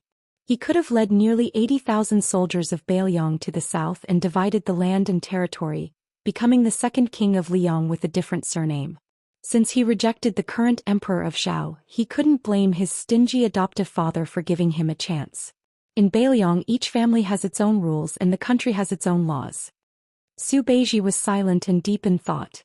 After a long time he murmured, "Qi is born from the broken." Su Fengyan changed the topic to a more leisurely one. He smiled and asked, "Can you tell me the identity of the young Daoist child? If I don't ask clearly, I'll feel uncomfortable."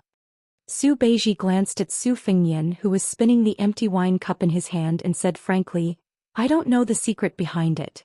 I only know that 10 years ago the young Daoist child came to the Su family. 10 years later he still looks like a child." Su Fengyan clicked his tongue and said, "Doesn't that confirm that mysterious saying?" The two of them said the same word at the same time, immortality. After they blurted out this word, the two of them had different expressions. Su Fengyan hid his hostility, while Su Beiji was full of curiosity. Su Beiji had followed his grandfather to cultivate in the public service since he was a child. He was good at reading people's expressions. When he saw the clues revealed by Su Fengyan, he paid attention but didn't ask. He didn't expect Su Fengyan to tell him the truth. "I have a grudge with an old bastard who hid in Mount Longhu and achieved immortality. If you really go to Beiliang and are willing to lower yourself to help him, you can just wait and watch." Su Beiji didn't continue the conversation. Su Fengyan stood up and said, "We're about to enter Golden Toad State. I'm afraid that with your grandfather's ability to infiltrate, it won't be as easy to travel there as it is in Aquarius State. Let's all rest early." Su Beiji wanted to say something but stopped. He didn't say anything until Su Fengyan turned around. When Su Fengyan walked a few steps away, he couldn't help but speak. His voice was hoarse. "Take my grandfather's head back to Beiliang. Only then can this trip be considered worthwhile." Su Fengyan, who had a scholarly face, stopped and turned to look at the scholar who was much more knowledgeable than him. Su Beiji clenched his fists and placed them on his lap. He didn't look at Su Fengyan. "I also know that my grandfather wants to help you increase your prestige in the army. After all, taking the head of the former king of the northern courtyard is more difficult than leading an army to destroy 100,000 Beimang soldiers.